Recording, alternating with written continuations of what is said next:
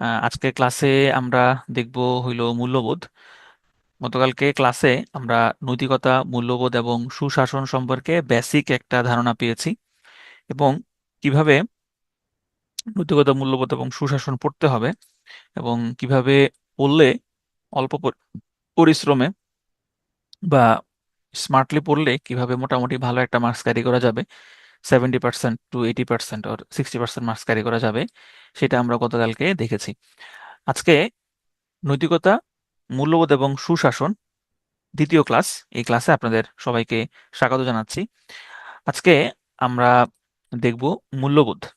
মূল্যবোধের ইংরেজি হচ্ছে ভ্যালুস। গতকালকে আমরা দেখেছিলাম যে মূল্যবোধের আহ, ইংরেজিতে হচ্ছে ভ্যালুস বলা হয়, এবং বিসিএস এর যে সিলেবাসটা আছে, প্রিলিমিনারি সিলেবাসটা আছে, সেখানে ভ্যালুস এবং গুড গভর্নেন্স নিয়েই বলা আছে, সেখানে মোরালিটি সম্পর্কিত কোনো কিছু নাই। গতকালকে আপনারা এটাও দেখেছিলেন। তো আমরা আজকে মূল্যবোধ সম্পর্কে জানার চেষ্টা করব। কিছু প্রিভিয়াস প্রশ্ন আমরা দেখি, যদিও গত বিসিএস এ মূল্যবোধ এই শব্দযুক্ত কোনো প্রশ্ন ওরকম ভাবে আসে নাই, তারপর কিছু মূল্যবোধের প্রশ্ন ছিল। তো এগুলো হচ্ছে প্রিভিয়াস প্রশ্ন। আপনারা আজকে সারাদিনে অবশ্যই প্রিভিয়াস প্রশ্নগুলো একটু সলভ করবেন, যে কি কি ধরনের প্রশ্ন আসছে। আমি ব্যাখ্যা সহ পড়তে আপাতত বলবো না, কারণ ব্যাখ্যা সহ পড়ার এই মুহূর্তে সময় নাই। 110টা প্রশ্ন ব্যাখ্যা সহ পড়তে গেলে আসলে পুরা নৈতিকতা, মূল্যবোধই আপনার পড়া হয়ে যাবে, বা ওইটার জন্য একটু সময় দরকার। শুধু আপনারা প্রশ্নের উত্তর পড়বেন, আপাতত ব্যাখ্যা করার প্রয়োজন নেই, জাস্ট প্রশ্নের উত্তর পড়বেন। তো এগুলো যে প্রিভিয়াস প্রশ্নগুলো তো আপনারা আজকে পড়বেন, সেক্ষেত্রে আমি এটা বলছি না। আমরা একদম আসল জায়গাতে চলে আসি। ভ্যালুস, এই শব্দটা আসছে একটা ল্যাটিন শব্দ ভ্যালেরি থেকে, এবং যেটার অর্থ হলো বি ওর্থ, মানে হলো মূল্যবান হওয়া, কোনো কিছু মূল্যবান হওয়া। তো এই মূল্যবান হওয়া থেকে মূল্যবোধ শব্দটা আসছে। তার মানে যেই যেগুলো মূল্যবোধ আমরা পালন করি, সেগুলোর একটা মূল্য আছে, এবং এই মূল্যবোধটা হচ্ছে সমাজ নির্ধারিত, এবং এটা সবসময় হচ্ছে সমাজের মধ্যে থেকেই হচ্ছে মূল্যবোধ গুলো তৈরি হয়, এবং একসময় মূল্যবোধগুলো দেখা যায় এই সমাজ থেকেই এগুলো বিলুপ্ত হয়ে যায়। তো মূল্যবোধের বৈশিষ্ট্য হচ্ছে এটা সমাজ পরিচালনার মানদণ্ড, সামাজিক মাপকাঠি এবং সামাজিক মূলধন বা সোশ্যাল ক্যাপিটাল। দেখেন, গতকালকে আমি বলেছিলাম যে আপনি যেখানে মূল্যবোধ শব্দটা পাবেন, সেখানে আপনি সমাজ বা সামাজিক এই শব্দ দুইটা আপনি অবশ্যই পাবেন, কারণ মূল্যবোধের সাথে আসলে সম্পর্ক হচ্ছে সমাজের। তো এখানে বলছে সমাজ পরিচালনার মানদণ্ড, তার মানে হলো সমাজ পরিচালিত হয় এই মূল্যবোধকে কেন্দ্র করে। সামাজিক মাপকাঠি, সমাজের বিভিন্ন ভালো খারাপ, ভালো মন্দ, ন্যায় অন্যায়, এগুলো কিন্তু মূল্যবোধের মাধ্যমেই এটা পরিমাপ করা হয়, বা সামাজিক মাপকাঠি হিসেবে মূল্যবোধ কাজ করে। আরটা হচ্ছে সোশ্যাল ক্যাপিটাল বা সামাজিক মূলধন। সামাজিক মূলধন ব্যাপারটা আসলে কি? ধরুন, আপনার ভাই আপনার ভাই হচ্ছে বয়স খুব কম, তার বয়স হচ্ছে, সে ক্লাস এখন 80 বা 9-এ পড়ে। তো আপনার এলাকার এক মুরব্বি, সে হঠাৎ করে দেখলো যে আপনার ভাই সিগারেট খাচ্ছে। এখন আপনার ভাই সিগারেট খাচ্ছে, সে নতুন সিগারেট ধরেছে, সে আপনার ফ্যামিলিকে না জানিয়েই সিগারেট ধরেছে অবশ্যই আপনি, এবং সে চায়ও না যে আপনার ফ্যামিলি, আপনি কেউ এটা জানুক। কিন্তু ওই মুরব্বি যখন এই ব্যাপারটা দেখলেন, তখন তিনি আপনার ভাইকে ধমক দিলেন, এবং আপনার ভাইকে তিনি বললেন যে তোরে উম, এগুলো কবে থেকে শুরু করছিস, এই সেই ইত্যাদি ইত্যাদি। এখন ওই মুরব্বি কিন্তু আপনার পরিবারের কেউ না, কিন্তু তিনি সমাজের অংশ।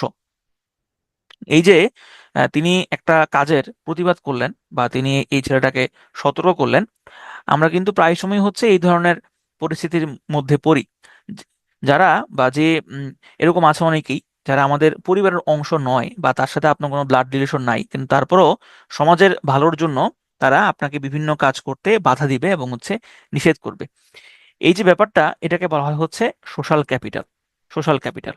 বন্দে আলী মিয়ার একটা কবিতা ছিল, ওই যে আমাদের গ্রাম মনে হয় নাম, ওই যে আমাদের গায়ে আছে ছোট ছোট ঘর, এরকম এরকম একটা লাইন দিয়ে শুরু, তারপরে এরকম দুটো লাইন আছে, আম গাছ জাম গাছ বাঁশ ঝাড় যেন মিলেমিশে আছে আছে ওরা আত্মীয় হেন। তাহলে একইভাবে এই যে আত্মীয় হেন, মিলেমিশে আছে ওরা আত্মীয় হেন, এই ব্যাপারটা মিলেমিশে থাকতে সাহায্য করে হচ্ছে মূল্যবোধ। কারণ আপনার আপনার সমাজের মূল্যবোধ আপনার যদি ভালো না লাগে, তাহলে আপনি ওই সমাজে আসলে থাকতে পারবেন না। আপনি ওই সমাজ ছেড়ে আপনাকে চলে যেতে হবে। যেই সমাজের মূল্যবোধ আপনার কাছে ভালো লাগে, ওই সমাজে গিয়ে আপনাকে বসবাস করতে হবে, এবং মানুষ সেটাই করে। মানুষ সাধারণত সেটাই করে। মূল্যবোধের অন্যতম প্রধান বৈশিষ্ট্য হচ্ছে পরিবর্তনশীলতা। সমাজ পরিবর্তনের সাথে সমাজের মূল্যবোধগুলোরও পরিবর্তন সাধিত হয়। গতকালকে বলেছিলাম যে এক এক সমাজের মূল্যবোধ হচ্ছে এক এক রকম, এবং সেটা স্থান কাল পাত্র নির্বিশেষে সেটা পরিবর্তিত হয়। এবং এটা শুধু যে সমাজের ক্ষেত্রে হয় ওরকম না, এটা রাজনীতির ক্ষেত্রেও হয়, আবার এটা গণতন্ত্রের ক্ষেত্রেও হয়। মানে এরকম রাজনৈতিক মূল্যবোধ আছে, গণতান্ত্রিক মূল্যবোধ আছে, এগুলোও কিন্তু সমাজ ভেদে পরিবর্তিত হয়। ঠিক আছে? যেমন ধরেন, আমাদের আমাদের দেশের কথা যদি আপনি চিন্তা করেন, যখন আম, আওয়ামী লীগ সরকার যখন ছিল, গত সরকার যখন ছিল, তখন আমাদের রাজনৈতিক মূল্যবোধের ভিত্তি ছিল কি, বা আওয়ামী লীগ কিসের ভিত্তিতে রাজনীতি করত? তারা হচ্ছে একাত্তর একাত্তরকে কেন্দ্র করে রাজনীতি করত, এবং তারা তাদের মেইন এজেন্ডা ছিল রাজাকার। এবং যারা যুদ্ধ অপরাধী তাদের বিচার করতে হবে, এবং এগুলো নিয়ে মোটামুটি ভালোই আম, আন্দোলন হয়েছে, তারপর যুদ্ধ অপরাধের বিচারও হয়েছে। এখন কিন্তু আওয়ামী লীগ সরকার আর নাই, এখন আসছে হইলো অন্তর্বর্তীকালীন সরকার, এবং এখন তারা, আওয়ামী লীগ সরকার এখন দেশেই নাই। এখন যে রাজনীতি পরিচালিত হচ্ছে সেটা হচ্ছে ভারত বিদ্বেষী রাজনীতি, বা হচ্ছে এখনো মুক্তিযুদ্ধ নিয়ে আলোচনা হয়, এখনো সেটা প্রাসঙ্গিক, তবে সেটা এখন হচ্ছে ভারত বিরোধিতায় গিয়ে ঠেকেছে। তো এই যে দেখেন, সময় পরিবর্তনের সাথে সাথে রাজনৈতিক যে মূল্যবোধগুলো আছে, গণতান্ত্রিক যে মূল্যবোধগুলো আছে, সমাজের যে মূল্যবোধগুলো আছে, এগুলো কিন্তু পরিবর্তন হয়, এবং সেটা বয়স বেঁধেও কিন্তু পরিবর্তন হয়। আপনি ছোটবেলায়, যেমন আমি ছোটবেলায় মনে করতাম যে পৃথিবীর সব মানুষ ভালো, হুম, সবাই ভালো, কেউ আসলে খারাপ না। কিন্তু আমরা হয়তো এটা সবাই মনে করি ছোটবেলাতে। তাহলে এটা আপনার, তখন এটা আপনার মূল্যবোধ ছিল, আপনার পারিবারিক শিক্ষা ছিল। কিন্তু আপনি যখন আস্তে আস্তে বড় হবেন, অনেক কিছু বুঝতে শিখবেন, তখন আপনার কাছে মনে হবে যে জগতের কেউ আসলে ভালো না। ভালো না বলতে, ভালো বা খারাপটা আসলে নির্ভর করে, অনেক কিছুর উপরে নির্ভর করে। আপনি আপনি ধরুন যে আহ, একই কাজ, একই কাজের জন্য আপনি একজনের কাছে ভালো হবেন, আরেকজনের কাছে হলো খারাপ হবেন। এটাই স্বাভাবিক। ধরেন আমাদের আহ, মুক্তিযুদ্ধের কথা যদি আপনি চিন্তা করেন, তাহলে তৎকালীন সময়ে মুক্তিযোদ্ধারা ছিল পশ্চিম পাকিস্তানের কাছে হলো দেশদ্রোহী। দেশদ্রোহী আবার আমাদের কাছে যারা পশ্চিম পাকিস্তানের পক্ষে ছিল, তারা হচ্ছে আহ, দেশদ্রোহী বা রাজাকার। তাহলে এই যে ভালো বা খারাপ, এই জিনিসটা আসলে চেঞ্জ হয়। তাহলে মূল্যবোধের বৈশিষ্ট্য, এটা সবসময় মনে রাখবেন যে মূল্যবোধের বৈশিষ্ট্যটা সবসময় হচ্ছে পরিবর্তনশীল, সবসময় এটা স্থানকাল পাত্র নির্বিশেষে এটা পরিবর্তিত হয়। এবং নৈতিকতা হচ্ছে তার উল্টা। যদিও বলেছিলাম কিছু এক্সেপশন থাকে, তবে এক্সেপশন ছাড়া নৈতিকতা জিনিসটা হচ্ছে উল্টা। নৈতিকতা সবসময় হচ্ছে ধ্রুব থাকে। মূল্যবোধের বৈশিষ্ট্যগুলো থেকে পরীক্ষাতে প্রশ্ন আসে, সুতরাং এই বৈশিষ্ট্যগুলো একটু ভালো করে পড়তে হবে। মূল্যবোধ অলিখিত এবং এটা পরিমাপ করা যায় না। অর্থাৎ আপনি বাজারে এটা কিনতে পারবেন না, আপনি কোনো দোকানে গিয়ে বলতে পারবেন না যে ভাই আমাকে 1 কেজি মূল্যবোধ দেন, অথবা আমাকে 1 লিটার মূল্যবোধ দেন। এটা আপনি এইভাবে পরিমাপ করতে পারবেন না, এবং সেটা হচ্ছে অলিখিত। সমাজের যে অলিখিত নিয়মগুলো আছে, সেগুলো মূলত হচ্ছে মূল্যবোধ। এই যে ধরুন যে যৌতুক প্রথা বলেন, বা এই যে সতীদাহ প্রথা এক সময় ছিল, বা এখন যে এখন বিভিন্ন প্রথা আমাদের দেশে বিভিন্ন জায়গাতে আহ, চালু আছে। হ্যাঁ, যেমন ধরেন এই যে হলো বউ ভাত বলেন, এটা আমাদের সমাজের একটা প্রথা বা মূল্যবোধ। আবার ধরেন এই যে আমরা রোজার সময় রোজার সময় যে আমরা ছোলা মুড়ি খাই, ইফতারি করি, এটা আমাদের দেশের একটা মূল্যবোধের অংশ। তারপরে ধরুন যে আমরা শবে মেরাজ এবং শবে কদরের সময় যে আমরা সেমাই টামাই খাই, হ্যাঁ, পিঠা টিঠা খাই, পিঠা বানাই, এগুলো কিন্তু একটা মূল্যবোধের অংশ। এবং এগুলো কিন্তু কোথাও লিখা নাই যে এগুলো আপনাকে করতে হবে, কিন্তু সেগুলো আমরা যুগ যুগ ধরে আমরা পালন করছি। তাহলে এই কারণে বলা হচ্ছে মূল্যবোধ জিনিসটা হচ্ছে অলিখিত, এবং এটা কখনোই হচ্ছে পরিমাপ করা যায় না। মূল্যবোধ হচ্ছে আপেক্ষিক বিষয় এবং বৈচিত্র্যময়। আপেক্ষিক বিষয় মানে কি? আপেক্ষিক বিষয় মানে হলো বিভিন্ন স্থান কাল পাত্র নির্বিশেষে এটা চেঞ্জ হয়। এটা ধ্রুব না। এটা তো একটু আগেই অনেকগুলো এক্সাম্পল আপনারা দেখেছেন যে মূল্যবোধটা সবসময় বৈচিত্র্যময় থাকে, মূল্যবোধটা সবসময় আপেক্ষিক বিষয় হয়। তাহলে এই বৈশিষ্ট্যগুলো পরীক্ষাতে কিভাবে আসবে? পরীক্ষাতে আসতে পারে যে নিচের কোনটি মূল্যবোধের বৈশিষ্ট্য নয়, নিচের কোনটি, অথবা নিচের কোনটি মূল্যবোধের বৈশিষ্ট্য, হুম, অথবা নিচের কোনটি মূল্যবোধের বৈশিষ্ট্যের মধ্যে পড়ে না। ঠিক আছে? এইভাবে পরীক্ষাতে এগুলো আসতে পারে। তা আপনি থিমটা মাথায় রাখবেন, থিমটা মাথায় রাখলে এগুলো আর মুখস্থ করতে হয় না। তো এই যে দেখেন, এই যে বলেছে আপেক্ষিক বিষয়, এই যে দানি ট্রাইব ওরা হইলো হাতের আঙ্গুল কেটে ফেলে, গতকালকে বলেছিলাম। আবার আরেকটা ট্রাইব আছে আফ্রিকাতে, সেটা হলো পুরুষরা যে শক্তিশালী বা একটা ছেলে শিশু যে শক্তিশালী, এটা প্রমাণ করার জন্য তারা একটা অদ্ভুত কাজ করে। তারা হইলো এই যে আপনার বলতা বলতা বা এর আরেকটা নাম আছে কি যেন, ভুলে গেলাম, ধরেন হচ্ছে বলতা। এই বলতার চাক চাকের ভিতরে ওরা হাত ঢুকিয়ে দেয়। এটা তাদের একটা রিচুয়াল। বোলতার চাকার মধ্যে তারা হাত ঢুকিয়ে দেয়, হাত ঢুকিয়ে দিয়ে তারা ইয়ে করে যে আহ, যারা হাত ঢুকাতে পারবে, যারা হাত ঢুকে রাখতে পারবে, তারা হচ্ছে পুরুষ, হ্যাঁ তারা আসল পুরুষ। তো এই ধরনের বিভিন্ন ধরনের রিচুয়াল পৃথিবীর বিভিন্ন জায়গাতে আছে। তো এগুলো কিন্তু ওই বিভিন্ন জায়গার মূল্যবোধ। মূল্যবোধের বৈশিষ্ট্য হচ্ছে নৈতিক প্রাধান্য। ম্যাক্সিমাম মূল্যবোধের বৈশিষ্ট্য হচ্ছে আপনার নৈতিক প্রাধান্য থাকে। নৈতিক প্রাধান্য মানে হচ্ছে কোনটা ভালো কোনটা খারাপ। দেখুন, যে সমস্ত মূল্যবোধ যেসব জায়গাতে আছে সবাই কিন্তু সেটাকে ভালোই মনে করে। একসময় সতীদাহ প্রথা ছিল, সেটাকে তো ওই সময় মানুষ যারা প্রমোট করতো বা যারা হচ্ছে এটা পালন করতো, তারা এটা ভালো বলেই পালন করতো। বা এখন এই যে দানি ট্রাইব বলেন, তারা যে হাতের আঙ্গুল কেটে ফেলছে, অথবা অথবা কিছু কিছু জায়গা এরকম আছে যেখানে আহ, যেখানে হচ্ছে আপনার আমাদের আমাদের মুসলমানদের যেরকম হচ্ছে মুসলমানই হয়, কিছু ট্রাইব আছে এরকম নারীদেরও হচ্ছে এরকম একটা পোর্শন কেটে ফেলে। তাদের যে জননাঙ্গ থাকে, সেখানে একটা পোর্শন তারা হচ্ছে কেটে ফেলে, এরকম আছে। তো এগুলো হচ্ছে এক ধরনের রিচুয়াল। আচ্ছা, দেখেন এটা আবার কেউ অন্যভাবে নিয়েন না। এখানে আমাদের আমাদের অনেকে আছে যে এই জিনিসগুলা হচ্ছে যে মানে এই জিনিসগুলো যখন কেউ বলে তখন সেটা অড ভাবে নেয়, এবং যিনি আলোচনা করে তাকে মনে করা হয় যে না, এইগুলা এগুলা কি বলে, এগুলা আসলে ট্যাবু। ব্যাপারটা হচ্ছে যে আপনারা এখানে সবাই হচ্ছে উম, এখানে অ্যাডাল্ট মানুষজন, সুতরাং এরকম অনেক কিছুই আসবে, অনেক কথাবার্তায় আসবে, সেটা আপনি হচ্ছে অন্যদিকে ডাইভার্ট করেন না বা অন্যদিকে চিন্তা করেন না। ঠিক আছে? আচ্ছা, তাহলে নৈতিক প্রাধান্য বিষয়টা হচ্ছে সবসময় যে মূল্যবোধটা থাকে সেটা সবসময় হচ্ছে ভালোর দিকে চিন্তা করে আসলে করা হয়, তারা বিশ্বাস করে যেটা ভালো, এবং এটাই বলা হচ্ছে যে নৈতিক প্রাধান্য। এখন সেটা অন্যদের কাছে খারাপ হইতে পারে, কিন্তু ওই সমাজের কাছে ওইটা হচ্ছে ভালো। মূল্যবোধ সংশ্লিষ্ট সমাজ কর্তৃক স্বীকৃত এবং অনুমোদিত হয়, এটা তো অবশ্যই, কারণ সমাজ কর্তৃক স্বীকৃত যদি না হয় বা অনুমোদিত যদি না হয়, তাহলে তো আসলে ওই মূল্যবোধ কাজ করবে না। কারণ মূল্যবোধ সমাজের মাধ্যমেই পরিচালিত হয়।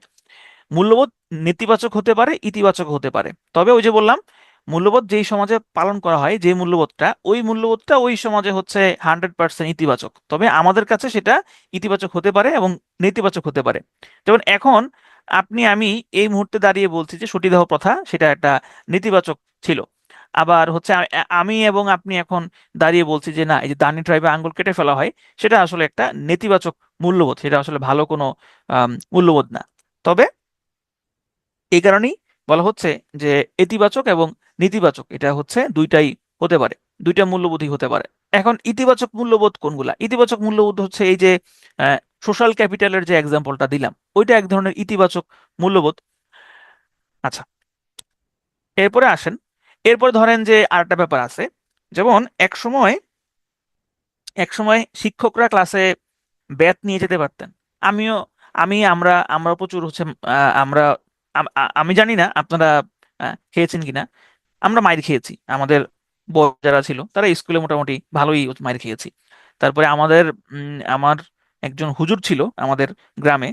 উনি আমাদেরকে হইলো, আমরা বলি কুমড়া চেঙ্গি, বা আমাদের এখানে হচ্ছে কাট্টা চেঙ্গিও বলে। ওই যে মানে একদম আহ, একদম হচ্ছে আপনার বসে বসে হচ্ছে মাথা বেন্ড করে, ওই যে পায়ের পায়ের নিচ দিয়ে দুই হাত ধরে তারপরে কান ধরা।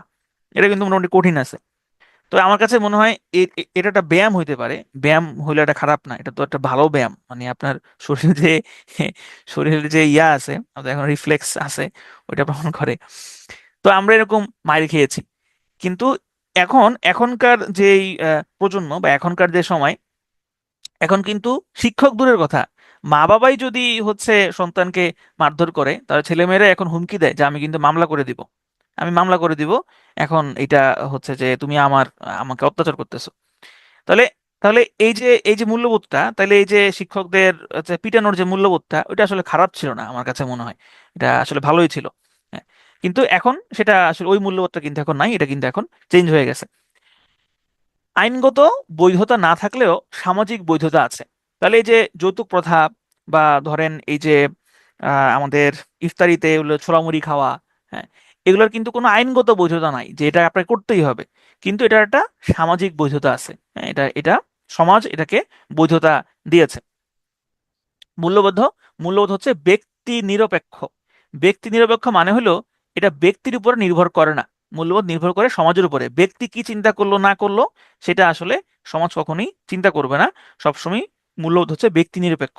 অর্থাৎ আপনি হচ্ছে যে একটা জিনিস মানেন না, কোনো একটা সমাজের একটা বিধিনিষেধ আপনি হচ্ছে মানেন না, এটা সমাজের কিছু আসে যায় না। আপনি কি মানেন নাকি না মানেন, এটা সমাজের কিছুই আসে যায় না।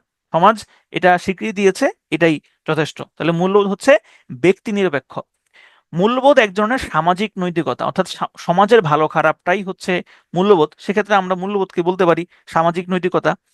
শিক্ষা, সভ্যতা, সংস্কৃতির প্রভাবে মূল্যবোধ পরিবর্তিত হয়। এই যে যে রিচুয়ালগুলোর এক্সাম্পল বারবার আসছে ঘুরে ফিরে, সেগুলো কিন্তু বিভিন্ন সংস্কৃতি, সভ্যতা এবং সংস্কৃতির শিক্ষার প্রভাবে এইগুলো পরিবর্তিত হয়েছে, মূল্যবোধের পরিবর্তন হয়েছে। যেমন একসময় আমাদের আমাদের দেশে নারীদের শিক্ষার কোনো ইয়ে ছিল না, যে নারীরা কেন আসলে আম, শিক্ষা গ্রহণ করবে, তাদের তো পড়াশোনার কোনো প্রয়োজন নাই। কিন্তু সেটা আস্তে আস্তে এখন চেঞ্জ হয়েছে, এবং এত চেঞ্জ হয়েছে এখন দেখা যায় যে বিভিন্ন শিক্ষা প্রতিষ্ঠানে নারী শিক্ষার্থীর সংখ্যায় বেশি থাকে এবং নারীদের পাশের হারও বেশি থাকে। এমনকি পত্রিকার পাতায়ও যখন এসএসসি এইচএসসি রেজাল্ট দেওয়া হয়, জিএসসি রেজাল্ট দেওয়া হয়, তখন দেখা যায় যে নারীদের ছবি ছাপানো হয়, মেয়ে স্টুডেন্টদের ছবি বেশি ছাপানো হয়। তো যাই হোক, তাহলে এটাও এক ধরনের হচ্ছে পরিবর্তন। আবার এরকমও কিন্তু এক সময় ছিল যে মানুষ, যেমন এই যে আইয়ামে জাহিলিয়াতের যে যুগ, আইয়ামে জাহিলিয়াতের যুগে কি হইতো, নারী কন্যা শিশুদের জীবন্ত কবর দেওয়া হইতো, সেখানে কন্যা শিশুদের পছন্দ করা হইতো না। এখনো কিছু জায়গা আছে যারা হচ্ছে কন্যা শিশুদের বা কন্যা সন্তানদের হচ্ছে পছন্দ করেন না, যে তার কন্যা সন্তান হোক এটা সে পছন্দ করে না। এবং এরকমও অনেক ইতিহাস আছে যে মূলত কন্যা সন্তান তো হয় হচ্ছে পুরুষের পুরুষের কারণে, মানে পুরুষই ওটার উপরে ওটা নির্ভর করে, পুরুষের উপর নির্ভর করবে যে তার কি ছেলে হবে নাকি মেয়ে হবে। তো এটা তো মানুষ আগে জানতো না। তখন কারো যদি কন্যা সন্তান হইতো, তখন ওই যিনি স্ত্রী থাকতেন, যিনি মা থাকতেন, তার উপরে আসলে এই দোষটা চাপানো হইতো যে সে কেন সে ছেলে সন্তান দিতে পারছে না। তাহলে এই জিনিসগুলো কিন্তু এখন শিক্ষা, সংস্কৃতির কারণে এই মূল্যবোধগুলো এখন পরিবর্তিত হয়েছে। মূল্যবোধ মানুষের মধ্যে পারস্পরিক যোগসূত্র ও সেতু বন্ধন রচনা করে। আপনি সমাজে থাকতে হইলে আপনার একই মূল্যবোধ সম্পন্ন সম্পন্ন মানুষ হইতে হবে। তাহলে একই মূল্যবোধ সম্পন্ন মানুষ হলে আপনার সাথে আমার মিল হবে, আপনার সাথে আমার কথাবার্তা হবে। এটাই বলেছে যে মানুষের মধ্যে মূল্যবোধ মানুষের মধ্যে পারস্পরিক যোগসূত্র ও সেতু বন্ধন রচনা করে। মূল্যবোধ সমাজ বা রাষ্ট্রকে বৈশিষ্ট্যমণ্ডিত করে। বৈশিষ্ট্যমণ্ডিত করে মানে কি, যেমন হচ্ছে ধরেন যে, যেমন সৌদি আরবের মূল্যবোধ কি, সৌদি আরবের ওই যে তারা জুব্বা পরে, পাগড়ি পরে, এটা কিন্তু তাদের একটা মূল্যবোধ। তাইলে এটা হচ্ছে তাদের একটা বৈশিষ্ট্য।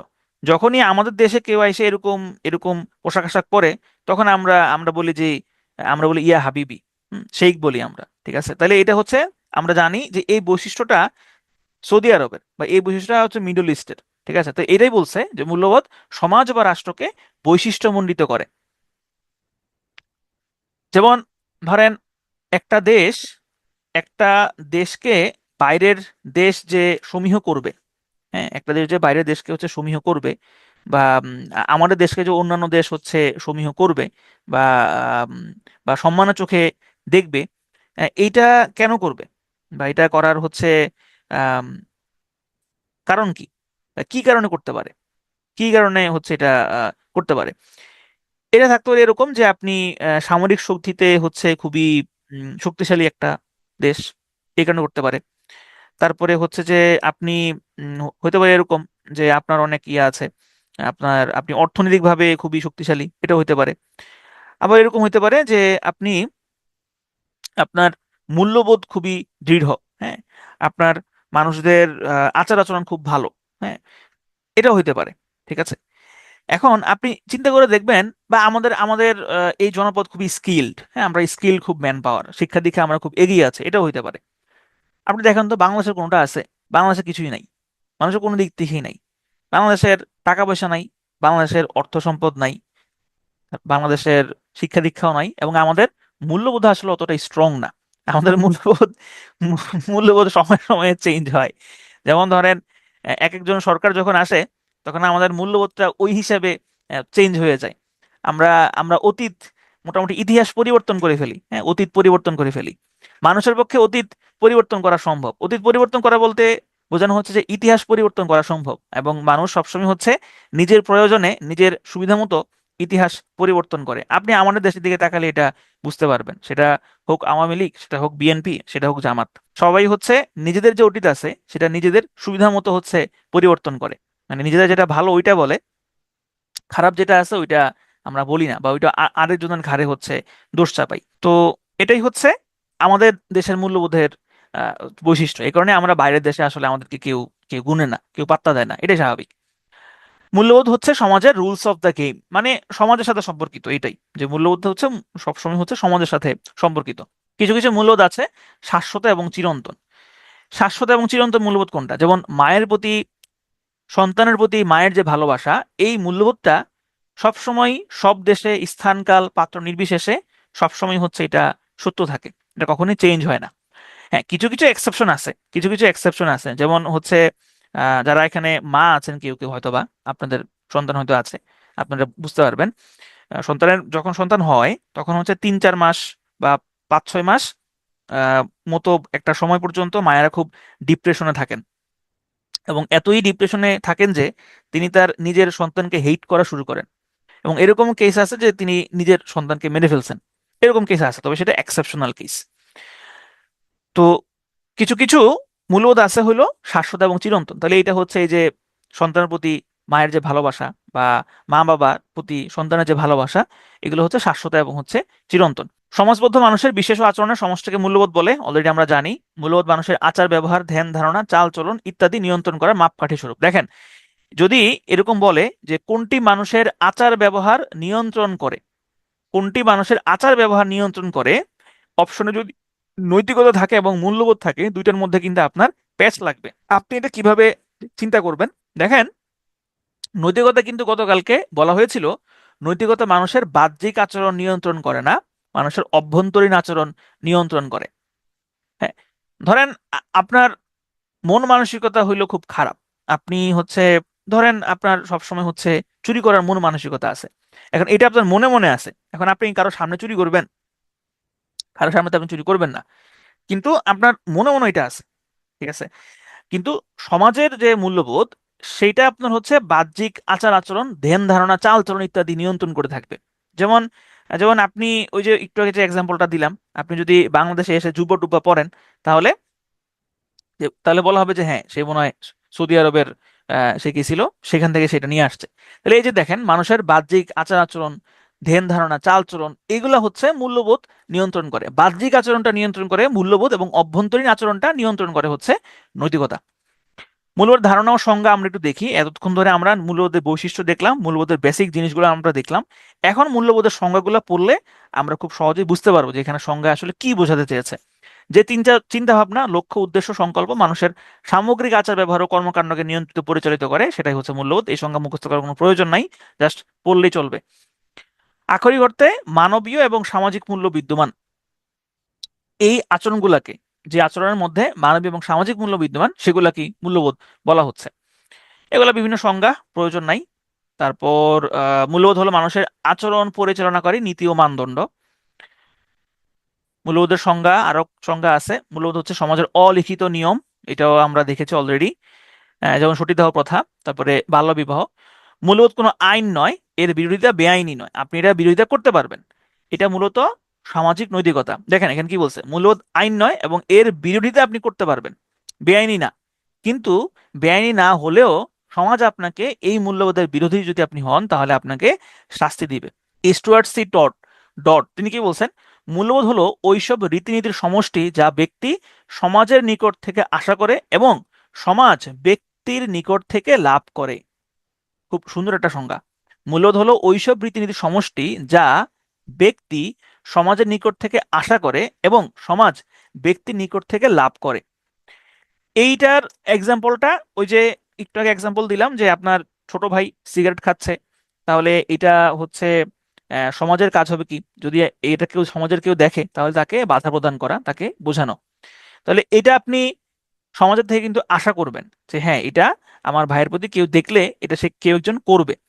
এবং সমাজ ব্যক্তির নিকট থেকে লাভ করে, ওই যে মুরব্বী যে বাধা দিল আপনার ভাইকে, তাহলে সমাজে কিন্তু ওই মুরব্বির কাছ থেকে এই জিনিসটা লাভ করলো। তাহলে এটাই বলা হয়েছে যে মূলত হলো ওই সমস্ত রীতিনীতির সমষ্টি, বা যা ব্যক্তি সমাজের নিকট থেকে আশা করে এবং সমাজ ব্যক্তির নিকট থেকে লাভ করে। ঠিক আছে, ওকে। তাইলে এখন আসেন যে এটা আমরা বুঝলাম, এই সংজ্ঞাটা মনে রাখার চেষ্টা করবে। হ্যাঁ, স্টট সি ডট কি বলছে মূল্যবোধের প্রামাণ্য ধারণার মধ্যে। এইচডি স্টেইন তিনি কি বলছেন, জনসাধারণ যার সম্বন্ধে আগ্রহী, যা তারা কামনা করে থাকে, তাকে অত্যাবশ্যক বলে মনে করে, যার প্রতি তাদের অগাধ শ্রদ্ধা বর্তমান থাকে এবং যা সম্পাদন করার মাধ্যমে তারা আনন্দ পায়, তাকেই মূল্যবোধ বলে। তাহলে এইখানে আপনি কোনটা কি কিওয়ার্ড দিয়ে মনে রাখবেন? এখানে মনে রাখতে পারেন যে এইচ ডি স্টেইন, স্টেইন কি বলছে? স্টেইন বলছে শ্রদ্ধা, অগাধ শ্রদ্ধার কথা হচ্ছে বলছে। হ্যাঁ, তাদের যে সমস্ত জিনিসগুলোর প্রতি সমাজের মানুষের অগাধ শ্রদ্ধা থাকে, সেগুলোকে এইচ ডি স্টেইন বলছেন মূল্যবোধ। তাহলে এই ছোট ছোট কিছু কিওয়ার্ড দিয়ে আপনি আপনার মতো করে মনে রাখতে পারেন। পহেলা বৈশাখ হচ্ছে আমাদের আমাদের মূল্যবোধ। পহেলা বৈশাখ যে করতে হবে এরকম কি কোথাও লেখা আছে? কোথাও লেখা নাই, কিন্তু পহেলা বৈশাখে আমরা পালন করি। তাহলে এটা হচ্ছে আমাদের মূল্যবোধের অংশ। স্টেইনবেক কি বলছেন? যেসব কাজ, অভিজ্ঞতা ও নীতি মানুষের শুভ বুদ্ধির ভারসাম্যপূর্ণ উন্নয়ন ঘটায় তা হলো মূল্যবোধ। তাহলে স্টেইনবেক কি বলছেন? স্টেইনবেক বলছেন শুভ বুদ্ধির উন্নয়ন ঘটানো, শুভ বুদ্ধির ভারসাম্যপূর্ণ উন্নয়ন। তাহলে শুভ বুদ্ধি, জাস্ট এতটুকু মাথায় রাখবেন যে স্টেইনবেক বলছেন শুভ বুদ্ধির কথা, মূল্যবোধের সঙ্গে তিনি বলছেন শুভ বুদ্ধির কথা। আরটি শেফার বলছেন ভালো মন্দ, কাঙ্ক্ষিত অনাকাঙ্ক্ষিত, ঠিক ব্যাঠিক সম্পর্কে সমাজে বিদ্যমান ধারণাই নামই মূল্যবোধ। তাহলে কাঙ্ক্ষিত অনাকাঙ্ক্ষিত, এটা বলছেন কে? R T Schaefer. আরটি শেফার বলছেন কাঙ্ক্ষিত এবং অনাকাঙ্ক্ষিত। নিকোলাস রেশার তিনি বলেছেন যেসব গুণাবলীকে বোঝায় যা ব্যক্তি নিজের সহকর্মীর মধ্যে দেখে খুশি হয় এবং নিজের সমাজ, সংস্কৃতি ও পরিবেশে মূল্যবান মনে করে। তাহলে সহকর্মীদের দেখে খুশি হয়, এটা বলছেন কে? এটা বলছেন নিকোলাস রেশার। তাহলে এইগুলা এই ছোট ছোট কিওয়ার্ড দিয়ে মনে রাখার চেষ্টা করবেন। মূলত হচ্ছে মানুষের ইচ্ছার একটা মানদণ্ড। তাহলে এইটা খুব ছোট একটা সংজ্ঞা এবং পরীক্ষাতে আসলে এই ধরনের ছোট সংজ্ঞা আসারই সম্ভাবনা বেশি থাকে। মূল্যবোধ মানুষের ইচ্ছার একটি মানদণ্ড। কে বলছেন? মিস্টার উইলিয়াম বলছেন মূল্যবোধ হচ্ছে মানুষের ইচ্ছার একটা মানদণ্ড। ফ্রাঙ্কেল কি বলছেন? মূল্যবোধ হলো আবেগিক ও আদর্শগত ঐক্যের বোধ। আবেগিক এবং আদর্শ, এই দুইটা বলছেন হচ্ছে ফ্রাঙ্কেল। শোনেন, আপনার যদি এই সমস্ত সংজ্ঞা ফঙ্গা মনে না থাকে, আপাতত এগুলো নিয়ে এত মাথা ঘামানোর কিছু নেই। সংখ্যা থেকে কটা আসবে? হাইস্ট দুইটা আসবে, তিনটা আসবে। তো তিনটা বছর আপনি পারলেন না, তিনটা বছর না পারলে কি হয়েছে? আরো 197টা প্রশ্ন আছে, প্রয়োজন নাই। মানে একদম যে পড়তেই হবে, ধরেন আপনি একদম লিখে লিখে নোট করে পড়লেন, ওই পড়াটা আপাতত প্রয়োজন নাই, অন্তত এই মূল্যবোধের ক্ষেত্রে। জাস্ট যতটুকু আছে পড়ে যান, যতটুকু মাথায় থাকে। একদম মানে পড়তে হবে, মুখস্থ করতে হবে, মনে রাখতে হবে, ওই ধরনের চিন্তা ভাবনা করার কোনো প্রয়োজন নাই। আচ্ছা, দেখেন মূল্যবোধটা কিভাবে আসলে গড়ে ওঠে। দীর্ঘদিনের আচার আচরণ, বিশ্বাস ও দৃষ্টিভঙ্গির সমন্বয় হচ্ছে মূল্যবোধটা গড়ে ওঠে। দীর্ঘদিনের আচার ব্যবহার, বিশ্বাস, দৃষ্টিভঙ্গি, এগুলোর সমন্বয়ে মূল্যবোধ গড়ে ওঠে। এবং মূল্যবোধ দৃঢ় হয় শিক্ষার মাধ্যমে। এই লাইনটা খুব গুরুত্বপূর্ণ। মূল্যবোধ দৃঢ় হয় শিক্ষার মাধ্যমে। শিক্ষার মাধ্যমে তো মূল্যবোধ চেঞ্জ হয়, বিভিন্ন মূল্যবোধ শিক্ষার মাধ্যমে হচ্ছে দৃঢ় হয়। প্রতিটি সমাজের রয়েছে নিজস্ব মূল্যবোধ। মূল্যবোধের শিক্ষার শুরু হয় হচ্ছে পরিবার থেকে। প্রতিটি সমাজেরই নিজস্ব মূল্যবোধ আছে। যেমন আমাদের মুসলমানদের দিক থেকে একজন পুরুষ তিনি চারজন ওয়াইফ, একই সাথে চারজন ওয়াইফ হচ্ছে তিনি রাখতে পারেন। তো এটার আবার অনেকে আবার হচ্ছে মিস ইউজ করেন। যেমন ওই যে এই কয়দিন আগে একজনের ধরা খাইলো, তার ওইখানে এখান থেকে কিন্তু আপনার হালাল হালাল পতিতালয়, আমার নাউজুবিল্লাহ, এরকম একটা ধারণা কিন্তু আসছে। কোন একটা দেশে এরকম আছে, মিডল ইস্টের কোন একটা দেশে মনে হয় এরকম একবার ছিল। মানে হচ্ছে এরকম, মানে বিয়েটা হবে কন্ট্রাক্ট ম্যারেজ হবে আর কি। 1 মাস ওই সবকিছু বিয়ের যেই ইয়া বিয়ের যে আপনার নিয়ম নীতি, যে আপনি দেনমোহ দিয়ে বিয়ে করবেন, ওইরকম ভাবেই হয়। কিন্তু সেটা 1 মাস, 1 মাসের জন্য হবে।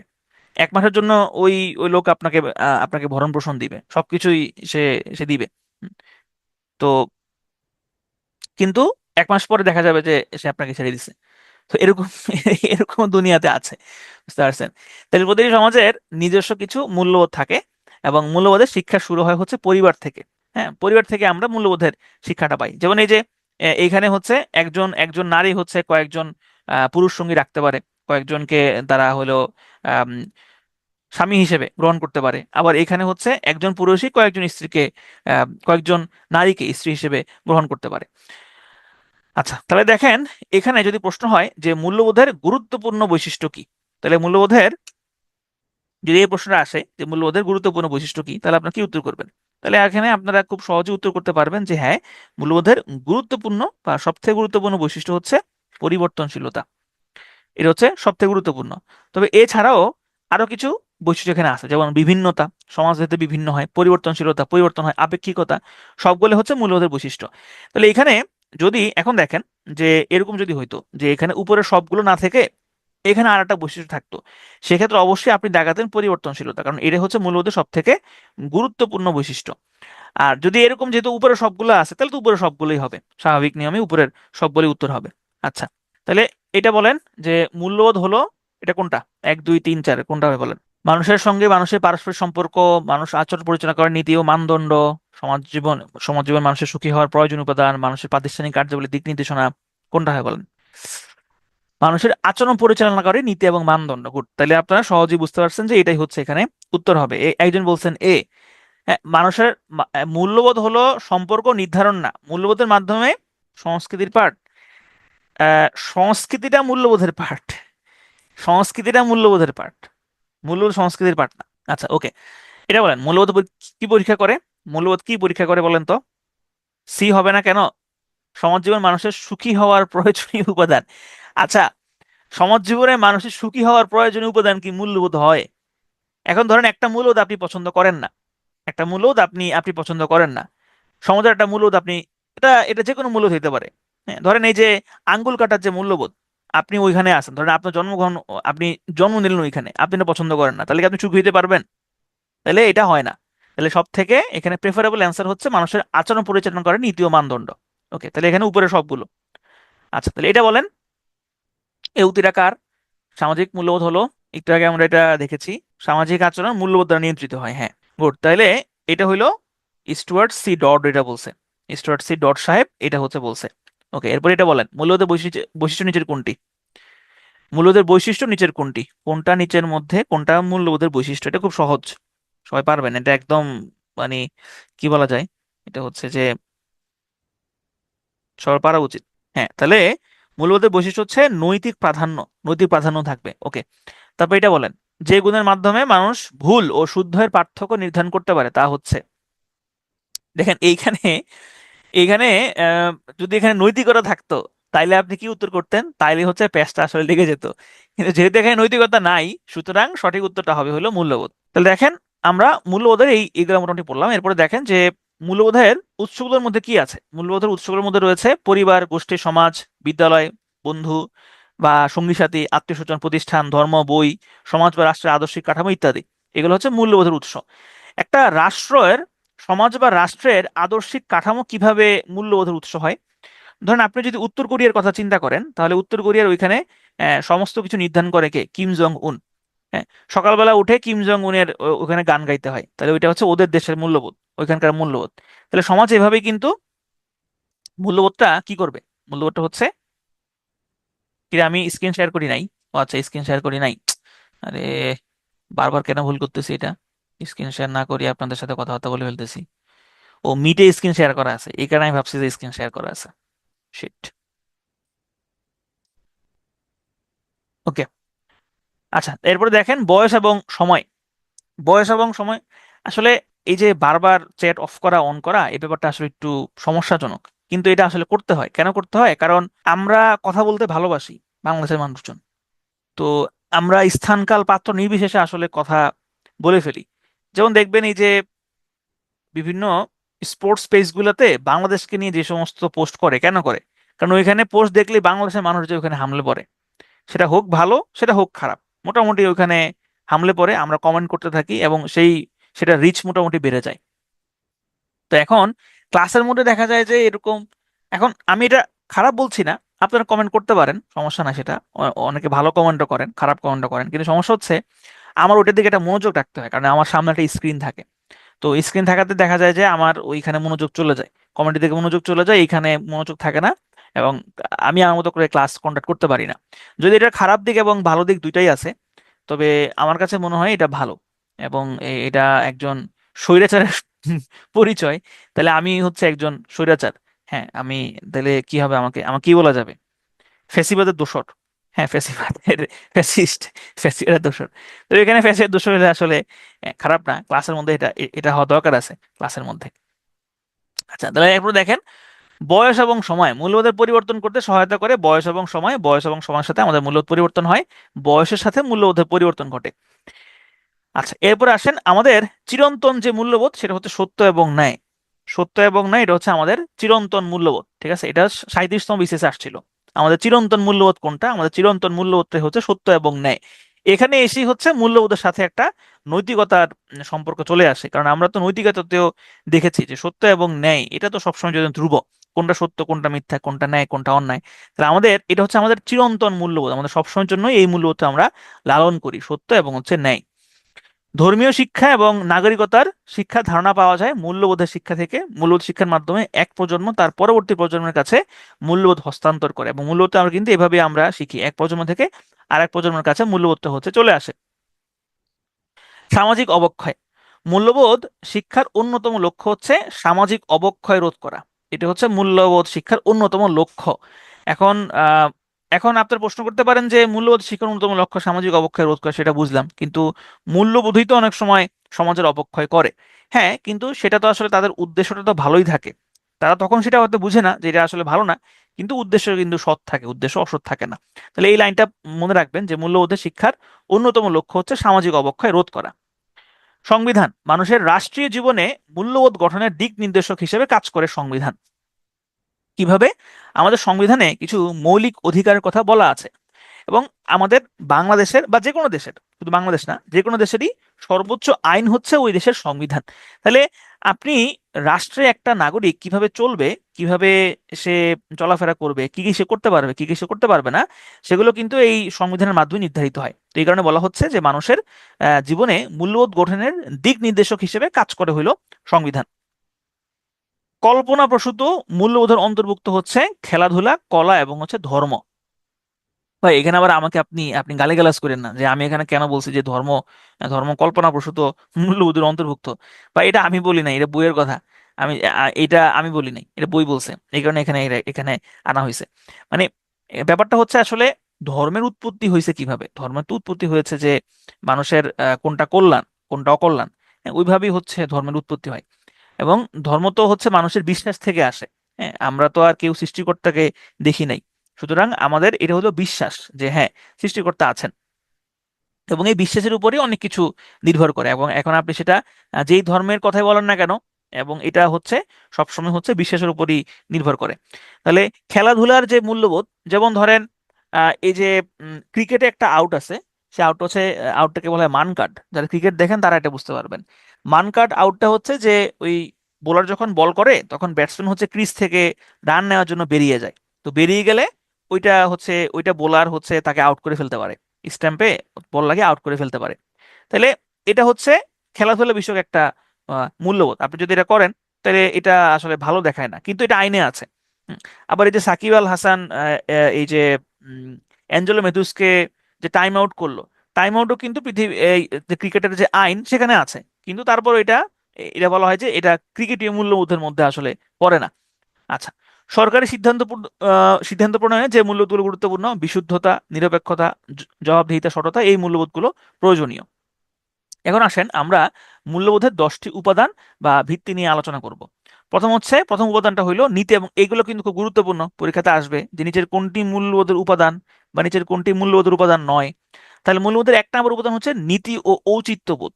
অর্থাৎ মূল্যবোধের শুরুটাই কিন্তু হয় ভালো খারাপের মধ্য দিয়ে, যে এটা ভালো এটা আমাকে করতে হবে, এটা সমাজের ভালো মনে করছে এটা আমাকে করতে হবে। তাহলে নীতি এবং ঔচিত্যবোধ এটা হচ্ছে মূল্যবোধের 1 নম্বর উপাদান। 2 নম্বর উপাদান হচ্ছে সামাজিক ন্যায় বিচার। সামাজিক ন্যায় বিচার মানে হলো এই মূল্যবোধ ব্যক্তি স্বাধীনতার রক্ষা কবচ। ব্যক্তি স্বাধীনতা রক্ষা কবচ বলতে এখানে কি বোঝানো হয়েছে? বোঝানো হয়েছে যে আপনি যেই সমাজে থাকবেন আপনি অবশ্যই ওই সমাজের মূল্যবোধটাই লালন করবেন, এবং ওই সমাজেই আপনার ব্যক্তিগত স্বাধীনতা আপনি পাবেন। কিন্তু এটা আবার উল্টাও আছে। উল্টা হচ্ছে যে আপনি যদি ওই সমাজ যেরকম সেইভাবে যদি আপনি না থাকেন, তাহলে কিন্তু আপনার ব্যক্তি স্বাধীনতা খর্ব হবে। তাহলে আপনি যেরকম মূল্যবোধের মানুষজন, আপনি যদি ওই সমাজে থাকেন, তাহলে সেখানে আপনার ব্যক্তি স্বাধীনতা রক্ষিত হবে। এই কারণে বলা হচ্ছে যে সামাজিক ন্যায় বিচার, এবং এটা হচ্ছে ব্যক্তি স্বাধীনতার রক্ষা কবচ এবং সামাজিক মূল্যবোধের রক্ষক ও রাষ্ট্রের ভিত্তি। ঠিক আছে? তাহলে এই যে ব্যক্তি স্বাধীনতা, সামাজিক ন্যায় বিচার, এই সামাজিক ন্যায় বিচারটা হচ্ছে সামাজিক মূল্যবোধের রক্ষক এবং একটা রাষ্ট্রের ভিত্তি হিসেবে এই সামাজিক ন্যায় বিচারটা কাজ করে। ওকে। সমাজের বসবাসকে সকলের সুবিচার পাওয়ার অধিকার আছে, এটাও কিন্তু সামাজিক ন্যায় বিচারের অংশ। ওকে। আইনের চোখে সবাই সমান। আইনের চোখে সবাই সমান, ধনী গরিব যারা আছে সবাই হচ্ছে আইনের চোখে সমান, এটাও কিন্তু একটা সামাজিক ন্যায় বিচারের অংশ। শৃঙ্খলাবোধ মানবিক মূল্যবোধকে সুদৃঢ় করে এবং প্রগতির পথে এগিয়ে নেয় হচ্ছে এই শৃঙ্খলাবোধ, সহনশীলতা, টলারেন্স। গণতন্ত্রের শ্রেষ্ঠতম মূল্যবোধ হচ্ছে টলারেন্স। এই লাইনটা খুব গুরুত্বপূর্ণ। গণতন্ত্রের সব থেকে শ্রেষ্ঠতম মূল্যবোধ হচ্ছে সহনশীলতা। সহনশীলতা মানে কি?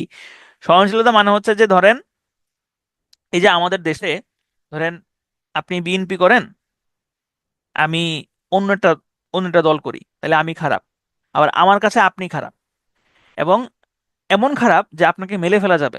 হ্যাঁ, যেমন আপনি আপনি হইলো এখন আহ, আওয়ামী লীগের সময় আপনি শিবির করেন, তাহলে আপনাকে মেরে ফেলা যাবে। বা এখন হচ্ছে আওয়ামী লীগ নাই, এখন আপনি ছাত্রলীগ করেন, এখন আপনাকে মেরে ফেলা যাবে। এই যে বৈধতাটা বা দেওয়া, এটা তো কেউ কাউকে দেয় নাই। হুম। সুতরাং আপনাকে যে কোনো ধর্ম মত নির্বিশেষে আপনাকে সহনশীল হইতে হবে, যুক্তি দিয়ে সেটাকে আপনার বিচার বিশ্লেষণ করতে হবে। হ্যাঁ, টলারেন্স, কিন্তু আমাদের মধ্যে ওই টলারেন্সটা আসলে নাই, আমরা ওই টলারেন্সটা আসলে লালন পালন করি না। এখন আমরা লালন পালন করি না, এটা আসলে বিভিন্ন কারণে হয়। ধরেন আমাদের দেশের মানুষ তো নানা কারণে স্ট্রেসের মধ্যে থাকে। বাইরে নামলে প্রতিটা কাজের মধ্যে আপনি স্ট্রেস পাবেন, আপনি সময় মতো অফিসে যেতে পারবেন না, আপনি জ্যামের মধ্যে পড়বেন, আপনাকে আপনি বিভিন্নভাবে মারা যেতে পারেন, আপনি উপর থেকে কিছু একটা পরে আপনি মারা গেছেন, রিক্সা আপনার উপর দিয়ে উঠে দিছে, আপনি মারা গেছেন। হ্যাঁ, মানুষের মারা যাওয়ার তো কোনো ইয়া নাই। আপনি চিকিৎসা নিতে যাবেন, ওইখানেও ঝামেলা। আপনি কিছু একটা খাবেন বাংলাদেশে, ওইখানে ঝামেলা। হ্যাঁ, আপনি কোন একটা সরকারি অফিসে যাবেন, কোন একটা উম, কাজ করানোর জন্য, সেখানেও ঝামেলা। তো বাংলাদেশে এরকম ঝামেলা হইতে হইতে হইতে হইতে মানুষজনের যে টলারেন্স লেভেল, ওইটা আসলে এখন আর নাই। ধরেন এই যে বাংলাদেশের মানুষ, আমরা ক্রিকেটের প্রতি আমাদের এত এত আবেগ, বা আমরা যখন ফুটবল বিশ্বকাপ যখন হয়, ব্রাজিল আর্জেন্টিনা জার্মানি যে যে দল করে তাদের প্রতি এত আমরা আবেগ দেখাই, এটা আমরা কেন দেখাই? কারণ হচ্ছে আমি চাই আমার যে অপূর্ণতা, আমার যে অসুখী হওয়া, এটা আমি চাই যে মেসি গোল করলে আমার কাছে সেটা ভালো লাগবে। আমার অপূর্ণতাটা আমি মেসিকে দিয়ে পূরণ করতে চাই। মেসি কাপ জিতলে আমার কাছে ভালো লাগে, নেইমার গোল দিলে আমার কাছে ভালো লাগে, নেইমার যদি খারাপ খেলে আমার কাছে বিরক্ত লাগে, বাংলাদেশ যদি খারাপ খেলে তাহলে আমার কাছে বিরক্ত লাগে। এই কি কি ফাউল খেলে, কি হাবিজাবি খেলে এরা, এরা খেলতে পারে না। কিন্তু দেখেন, ওইটা কিন্তু এরকম হওয়ার আসলে কথা ছিল না। তারা খেলতেছে ঠিক আছে, আপনি সাপোর্ট করেন, জিতলে ভালো লাগবে, হারলে আহ হারলে হচ্ছে অখুশি লাগবে, খারাপ লাগবে। কিন্তু আমাদের যেই ভালো লাগা খারাপ লাগাটা, সেটা কিন্তু এক্সট্রিম লেভেলের মধ্যে চলে যায়। কেন চলে যায়? ওই যে আমরা সেটাকে নিজের বলে মনে করি, কারণ আমাদের জীবন তো অনেক অপূর্ণতা আছে, আমাদের জীবনেও অনেক অনেক ব্যর্থতা আছে। তো সেটাই আমরা আউটবার্সটা ঘটাই হচ্ছে এই ধরনের খেলাধুলার মাধ্যমে। তাহলে সহনশীলতা, সহনশীলতা হচ্ছে গণতন্ত্রের শ্রেষ্ঠতম মূল্যবোধ। সকলের তরে সকলে আমরা, প্রত্যেকে আমরা পরের তরে, এটা হচ্ছে সহমর্মিতার মূল কথা। সহমর্মিতা এটাও কিন্তু মূল্যবোধের একটা উপাদান, সহমর্মিতা। আচ্ছা, শ্রমের মর্যাদা। শ্রমের মর্যাদা এটাও কিন্তু একটা মূল্যবোধের অংশ। শ্রমের মর্যাদা, সব ধরনের শ্রমের প্রতি আপনাকে শ্রদ্ধা জ্ঞাপন করতে হবে। আমাদের অনেকের মধ্যেই এই ব্যাপারটা আছে। আমরা হচ্ছে রিক্সা চালক, আমরা আমাদের নিচু, যাদেরকে আমরা, আমাদের থেকে যাদেরকে আমরা নিচু বলে মনে করি, তাদেরকে আমরা অসম্মান করি, তুইতকারি করি। যেমন আমি এটা অনেকেই অনেকেই এটা আমি দেখেছি যে রিক্সা চালকদের সাথে তুইতকারি করে, দেখা যাবে তার বাবার বয়সী। অথবা আমি এটা আমার ক্যাম্পাসে দেখেছি, যে ক্যাম্পাসে হলের মধ্যে, হলের যারা স্টাফ থাকেন, তারা তো আমাদের থেকে অনেক বড়, তারা অনেক আগেই এই ক্যাম্পাসে চাকরি বাকরি করেন। তো শুরুতে হচ্ছে ভাই সম্বোধন করে, এই যে কালাম ভাই বা হচ্ছে হাফিজ ভাই, এরকম এরকম হয়েছে এরকম দেন, যখন ফার্স্ট ইয়ারে থাকে তখন। কিন্তু যখন সেকেন্ড ইয়ার থার্ড ইয়ার বা ফোর্থ ইয়ার আমরা উঠি, তখন আমরা তুই তুকারিতে সেই সম্পর্কটা চলে যায়, তুই তুকারি করি। এখন তুই তুকারি আমাদের দেশে হচ্ছে, তুই তুকারিটা করা হয় হচ্ছে আরেকজনকে ছোট করার জন্য। হুম, সাধারণত তুই তো করি আমরা সেখানে করি। তাহলে এটা কেন করি? যে আমি আমি শ্রেষ্ঠ, আমি হচ্ছে ভালো কাজ করি, সে খারাপ কাজ করতেছে, তাকে তুই তো করি করা যাবে। তাহলে এইটা করা যাবে না, শ্রমের মর্যাদা দিতে হবে, সব ধরনের শ্রমের প্রতি শ্রদ্ধা জ্ঞাপন থাকতে হবে। আইনের শাসন, আইনের শাসন এটাও কিন্তু মূল্যবোধের একটা উপাদান। আইনের শাসন হচ্ছে গণতন্ত্রের পূর্ব শর্ত। এই লাইনটা গুরুত্বপূর্ণ, যে আইনের শাসন হচ্ছে গণতন্ত্রের পূর্ব শর্ত, এবং এই আইনের শাসন হচ্ছে আইনের দৃষ্টিতে সকলে সমান। আইনের দৃষ্টিতে সকলে সমান, এই কারণেই যেখানে দেখবেন যে প্রায় সময় এরকম একটা মূর্তি থাকে যেখানে তার চোখ থাকে বাঁধা। চোখ কেন বাঁধা থাকে? আর হাতে থাকে এরকম দাড়িপাল্লা। কেন? কারণ হচ্ছে দাড়িপাল্লা দিয়ে হিসাব করা হবে যে কে ভালো কে খারাপ। আর চোখ বাঁধলে কি হবে?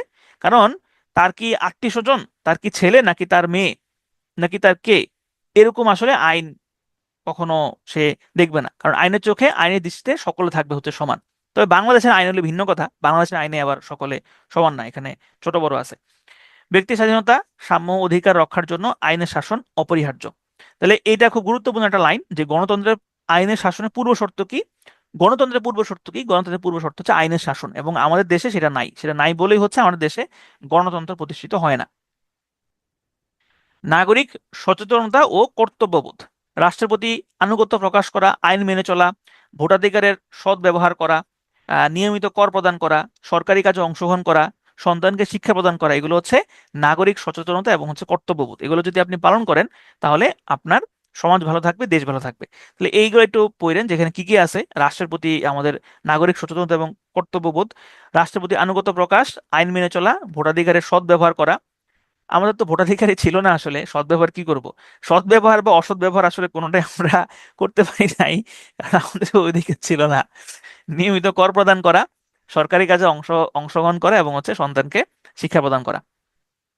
আচ্ছা, সরকার ও রাষ্ট্রের জনকল্যাণমুখিতা, সামাজিক নিরাপত্তা বিধান, রোগ প্রতিরোধে ব্যবস্থা গ্রহণ, বেকার সমস্যা সমাধান করা, সহজ শর্তে ঋণ প্রদান, এগুলো হচ্ছে সরকার এবং রাষ্ট্রের জনকল্যাণমুখিতা। এগুলা সরকারের প্রতি, সরকারের এগুলা দায়িত্ব থাকে জনগণের প্রতি। আচ্ছা, সরকার ও রাষ্ট্রের দায় দায়িত্ব ও জবাবদিহিতা হচ্ছে আইনসভার মাধ্যমে জনগণকে সরকারের পরিকল্পনা জানানো। এটা হচ্ছে সরকার এবং রাষ্ট্রের দায় দায়িত্ব এবং জবাবদিহিতার মধ্যে পড়ে, যে সরকার অবশ্যই আমাদেরকে কি করতেছে না করতেছে সরকার আমাদেরকে জানাবে। এবং যেহেতু আমরা একটা গণতান্ত্রিক দেশ, গণতান্ত্রিক দেশে সরকার এটা জানাতে বাধ্য। এমনকি সরকার কোন চুক্তি করছে, কি চুক্তি করছে, কার সাথে কি চুক্তি করছে, এগুলো সরকার জানাতে বাধ্য, যদিও আমরা আমাদের সরকার এগুলো আমাদেরকে জানায় না। মূল্যবোধের প্রকারভেদ, এটা আমরা অলরেডি জানি যে মূল্যবোধ ইতিবাচক হইতে পারে, মূল্যবোধ মূল্যবোধ নেতিবাচক হইতে পারে। ইতিবাচক মূল্যবোধ হচ্ছে যেটা হচ্ছে সমাজের জন্য কল্যাণকর, ব্যক্তির জন্য কল্যাণকর, রাষ্ট্রের জন্য কল্যাণকর, সেটা হচ্ছে ইতিবাচক মূল্যবোধ। আর নেতিবাচক মূল্যবোধ কোনটা? যেটা সমাজের জন্য কল্যাণকর না, সেটাই। ওকে। এবং নেতিবাচক মূল্যবোধের অন্য নাম হচ্ছে মূল্যবোধের অবক্ষয়। নেতিবাচক মূল্যবোধের অন্য নাম হচ্ছে মূল্যবোধের অবক্ষয়। আমরা একদম শেষ দিকে চলে আসছি, আমাদের শেষ যে পড়া সেটা হচ্ছে মূল্যবোধের প্রকারভেদ। এইখানে আপনার থিমটা হলে বুঝতে হবে, হ্যাঁ, কোনটা কোন ধরনের মূল্যবোধ। মাঝে মধ্যেই পরীক্ষাতে প্রশ্ন আসে এবং কিছু জায়গায় কনফিউশন হয়। তা আমি কনফিউশনের জায়গায় আমি যাব না, কারণ এটা এক এক এক এক রকম যুক্তিতে এক এক রকম উত্তর হতে পারে। তবে এখানে যেটা হচ্ছে যতটুকু দরকার অতটুকু আপনি পড়ার চেষ্টা করবেন। দেখেন এখানে মূল্যবোধ অনেক প্রকারভেদ আছে, পরীক্ষাতে এই প্রশ্ন আপনাকে করবে না যে মূল্যবোধ কত প্রকারের হয়। এখন হ্যাঁ, মূল্যবোধ কত প্রকার হয় একটু আগে তো আপনি দেখেছেন যে মূল্যবোধের দুইটা প্রকার আছে, যে ইতিবাচক এবং হচ্ছে নেতিবাচক। ওটা হচ্ছে একটা জেনারেলাইজ প্রকারভেদ। এছাড়াও মূল্যবোধের ক্ষেত্র অনুযায়ী বিভিন্ন ভাগে ভাগ করা যায়, যেমন অর্থনৈতিক মূল্যবোধ, সামাজিক মূল্যবোধ, শারীরিক ও বিনোদনমূলক মূল্যবোধ, পেশাগত মূল্যবোধ, নৈতিক মূল্যবোধ, এগুলা। এখন আসেন আমরা একটু কিছু জিনিসপত্র আলোচনা করি। প্রথমে আসেন যে আহ, অর্থনৈতিক মূল্যবোধ। অর্থনৈতিক মূল্যবোধ আসলে কি জিনিস? অর্থনৈতিক মূল্যবোধ হচ্ছে যে আপনি আহ, ভারতকে যেই সুবিধা দিচ্ছেন, আপনি নেপালকে ওই সুবিধা দিচ্ছেন না, তাহলে এটা আসলে অর্থনৈতিক মূল্যবোধের মধ্যে পড়ে না। বা ধরেন আপনি হচ্ছে আম, আপনি উম, কেউ আপনার আন্ডারে কাজ করতেছে, তার যে শ্রমের মূল্যটা, সেই শ্রমের মূল্যটা আপনি ঠিকঠাক মতো আসলে দিচ্ছেন না, লেবার ল অনুযায়ীও দিচ্ছেন না। যেমন আমাদের দেশে তো অর্থনৈতিক মূল্যবোধ নাই, যেমন আমাদের দেশের শ্রমিকরা হচ্ছে লো পেইড। হ্যাঁ, তাদের আরো আসলে পেইড হওয়া উচিত। যেমন আমাদের যারা গার্মেন্টস কর্মী আছেন, তাদের উপরে তো বাংলাদেশ অর্থনীতির বিশাল একটা পোর্শন দাঁড়িয়ে আছে, তারা কিন্তু পেইড না, তারা সাফিসিয়েন্টলি পেইড না। তাহলে এটা অর্থনৈতিক মূল্যবোধের মধ্যে পড়ে না। বা আমাদের দেশের যে সরকারি চাকরিজীবী যারা আছেন, এবং যারা হচ্ছে বিশেষ করে প্রাইমারি স্কুলের যারা শিক্ষক, সহকারী শিক্ষক যারা আছেন, বা যারা হচ্ছে নিবন্ধন দিয়ে যারা শিক্ষক হন, তাদেরও আসলে কিন্তু এটা যে তাদেরকে যে পেইটা করা হয় এটা আসলে সঠিক পে না। তাহলে এটা অর্থনৈতিক মূল্যবোধের মধ্যে পড়ে না। সামাজিক মূল্যবোধ, সামাজিক মূল্যবোধ মানে হচ্ছে সমাজের যে সমস্ত বৈশিষ্ট্য মানুষের আচার আচরণ নিয়ন্ত্রিত করে, সেগুলো হচ্ছে সামাজিক মূল্যবোধের অংশ, বা সামাজিক যে বৈশিষ্ট্যগুলো আছে সেগুলো সামাজিক মূল্যবোধের অংশ। তো সামাজিক মূল্যবোধ সম্পর্কে কিছু সংজ্ঞা আছে।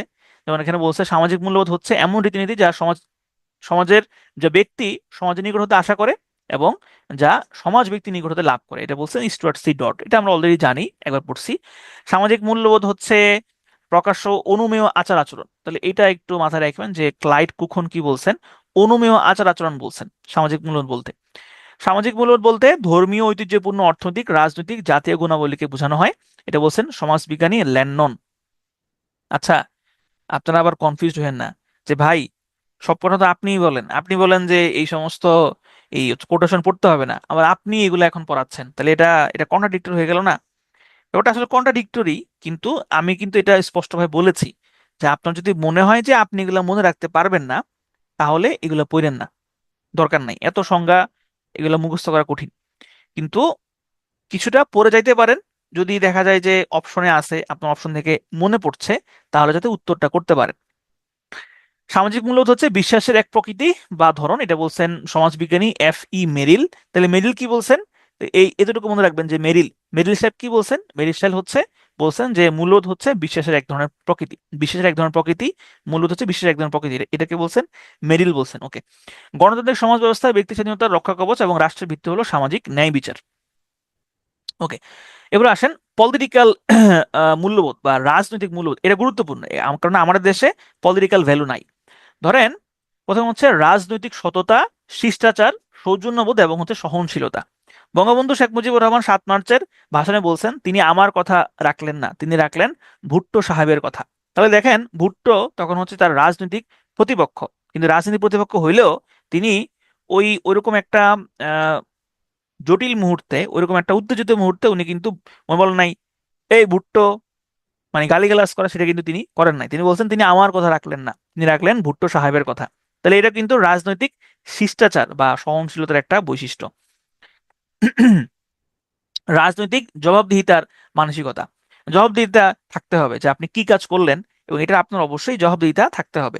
সংখ্যাগরিষ্ঠের মতের প্রতি সংখ্যালঘিষ্ঠের শ্রদ্ধা জ্ঞাপন, সংখ্যাগুরু এবং সংখ্যালঘু। হ্যাঁ, ধরেন আমাদের দেশে সবসময় এটা হয় যে সবসময় যারা সংখ্যাগুরু থাকেন তারা সংখ্যালঘিষ্ঠের প্রতি কোনো শ্রদ্ধা জ্ঞাপন করেন না, কিন্তু এটা হতে পারবে না, এটা রাজনৈতিক মূল্যবোধের অংশ না। সংখ্যালঘিষ্ঠের প্রতি সহিষ্ণু আচরণ প্রদর্শন করা। হ্যাঁ, তারা যদি কোনো মিছিল মিটিং করতে চায়, তাহলে তাহলে তাদেরকে অবশ্যই মিছিল মিটিং করতে দিতে হবে, এবং এটাই হচ্ছে রাজনৈতিক মূল্যবোধের অংশ। বিরোধী মতকে প্রচার এবং প্রচারের সুযোগ প্রদান করা, বিরোধী মতকে আপনি দমন করতে পারবেন না। হ্যাঁ, আপনি তাদেরকে লাঠিসোঁটা দিয়ে মারলেন, পিটলেন, ওইটা হবে না। তাদেরকে মত প্রচার এবং প্রকাশের সুযোগ দিতে হবে, এবং এইটাই হচ্ছে রাজনৈতিক মূল্যবোধের অংশ। এবং তাকে আপনি পলিটিক্যাল গ্রাউন্ডে তাকে আপনাকে কাউন্টার করতে হবে। হ্যাঁ, সেটা হচ্ছে গালিগালাজ করে না, সেটা হচ্ছে মারামারি করে না। নির্বাচনের জয় পরাজয় মেনে নেওয়া, এটা আমাদের দেশের মধ্যে নাই, সংস্কৃতির মধ্যে নাই যে নির্বাচনে জয় পরাজয় মেনে নেওয়া। আইনসভাকে কার্যকর করতে সাহায্য করা, দেখা যায় প্রায় সময় এরকম হয় যে আমাদের বিরোধী দল ওয়াকআউট করে ফেলে।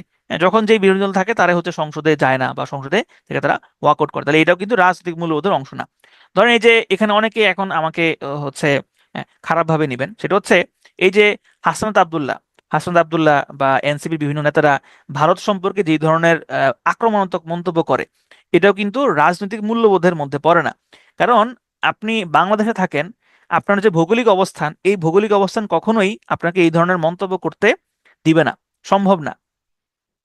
আপনার মধ্যে ভারত বিরোধিতা থাকতে পারে, আপনি আপনি ইয়া করতে পারেন, কিন্তু এই যে কূটনীতিককে লাঠি দিয়ে বের করে দিব, তারপরে আমি মানে চলো ভারতীয় হাই কমিশন ঘেরাও করব, এগুলা কোনো ধরনের রাজনৈতিক মূল্যবোধের মধ্যে পড়ে না। এবং এগুলা মনে রাখা উচিত যে বাংলাদেশে ভারতের কয়টা কমিশন আছে? দুইটা মনে হয়, একটা চট্টগ্রামে আছে, একটা হলো ঢাকাতে আছে মনে হয়, আমি আমি যতটুকু জানি।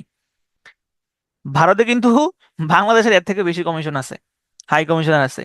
তাইলে এখন যদি ভারতের মানুষজন যায় বাংলাদেশের ওইখানে আক্রমণ করে, আপনি কি করবেন? আপনি কিছু করতে পারবেন? তাহলে এগুলা রাজনৈতিক শিষ্টাচারের মধ্যে পড়ে না। আপনি এটা পারবেন না আসলে কখনো। এবং ভারত যদি চায় আপনাকে, সে সার্জিক্যাল স্ট্রাইক করতে পারে, তার সেই সক্ষমতা আছে, এবং সেটা আপনাকে মেনে নিয়েই ভারতের সাথে রাজনীতিটা আপনার করতে হবে। এখন তাইলে কি আমরা ভারত বিরোধিতা করবো না? ভারত তো আমাদের ভালো চায় না, তাহলে কি আমি বিরোধিতা করবো না? আপনি বিরোধিতা করেন, সেটা আপনি অন্যভাবে করেন, আপনি শিক্ষার মাধ্যমে করেন, আপনি স্কিল স্কিল ডেভেলপের মাধ্যমে করেন। প্রচুর ভারতীয় বাংলাদেশে চাকরি করে, এবং তারা হচ্ছে ম্যানেজারিয়াল পোস্টে চাকরি করে। তো আপনার যদি এরকম ভারত বিরোধী থাকে, আপনি তাদেরকে স্যাক করেন, বাংলাদেশ থেকে আপনি এরকম কিছু নেন, সেটা তো হবে না। ভারত বাংলাদেশে প্রায় 12 থেকে 14 বিলিয়ন ডলারের মতো পণ্য প্রতি বছর রপ্তানি করে। আপনি এখান থেকে, এখানে ভারতকে ট্যাকল দেন যে তোমরা যদি এরকম কাবজাব করো, তোমাদের থেকে কোনো পণ্য আমরা কিনবো না। সেখানে ভারত একদম পুরো সোজা হয়ে যাবে। দেখেন নাই যে পেঁয়াজ, পেঁয়াজ এবার ভারত আমদানি এখানে রপ্তানি করতে পারে নাই। ভারতের এই কৃষকরা পেঁয়াজ নিয়ে মিছিল করছে। পেঁয়াজের হচ্ছে, তারা হচ্ছে শ্রাদ্ধ, কি যেন একটা শ্রাদ্ধ না কি যেন বলে, ওটা তারা করছে। ঠিক আছে। আবার বাংলাদেশ কিন্তু ভারতে প্রায় 2 বিলিয়ন বা 2.5 বিলিয়ন ডলারের মতো পণ্য রপ্তানি করে। তাহলে এটা আপনি বাড়াইতে পারেন, এটা আপনি করতে পারেন, কিন্তু আপনি সেভেন সিস্টার্সকে আলাদা করে দিবেন, হ্যাঁ, আপনি একজন কূটনীতিককে হচ্ছে লাঠি দিয়ে বের করে দিতে চান, এই ধরনের বক্তব্য হচ্ছে উস্কানিমূলক বক্তব্য। এগুলা কোনোভাবেই রাজনৈতিক মূল্যবোধের মধ্যে পড়ে না। এখন এখানে অনেক পলিটিক্যাল ব্যাকগ্রাউন্ডের লোক আছেন, এখানে আমাকে অনেকে খারাপভাবে নিতেও পারেন যে স্যার হইলো ফ্যাসিবাদের দোসর, ভাই হচ্ছে ফ্যাসিবাদের দোসর। কিন্তু আসলে এগুলো হচ্ছে ফ্যাক্ট, এগুলো আপনাকে বুঝতে হবে। হ্যাঁ, এগুলো আপনাকে, যদি এগুলো আপনি শিক্ষিত না হন, এগুলো যদি আপনি না বুঝেন, তাইলে হচ্ছে এগুলোর ফলাফল কখনো ভালো হয় না। আর একটা কথা কি, এই অঞ্চলে আজ হোক কাল হোক হয়তো একটা যুদ্ধ হতে পারে। সেটা হতে পারে ভারত পাকিস্তান, সেটা হতে পারে হইলো চায়না এবং ভারত, সেটা হতে পারে, যে কোনো কিছু হতে পারে। এবং যদি চায়না ভারত যুদ্ধ লাগে, তাইলেও আমরা এফেক্টেড হব। যদি ভারত পাকিস্তান যুদ্ধ লাগে, তাইলেও আমরা এফেক্টেড হব। এখান থেকে আপনি এসকেপ করার কোনো সুযোগ নাই। কিন্তু রাজনৈতিক শিষ্টাচার, রাজনৈতিক পলিটিক্যাল ভ্যালুস, এগুলো আপনাকে সবসময় মাথায় রেখে চলতে হবে। ঠিক আছে। এবং আপনার তো অর্থনৈতিক সামর্থ্য নাই, আপনার সামরিক শক্তি নাই, আপনার টাকা পয়সা নাই, আপনার কোনো বন্ধু বান্ধব নাই পুরো পৃথিবীতে, আপনি আরেকজনের পিছনে আঙ্গুল কেন দিবেন? আপনি আঙ্গুল দিয়ে টিকবেন? তাহলে এই জিনিসগুলা মাথায় রাখতে হবে। ঠিক আছে, শুধু জনতুষ্টিবাদী করলে হবে না। আচ্ছা, তাহলে দেখেন, ধর্মীয় মূল্যবোধ। ধর্মীয় মূল্যবোধ মানে হচ্ছে সকল ধর্মের প্রতি শ্রদ্ধা জ্ঞাপন। এই ব্যাপারটা আমাদের দেশে নাই।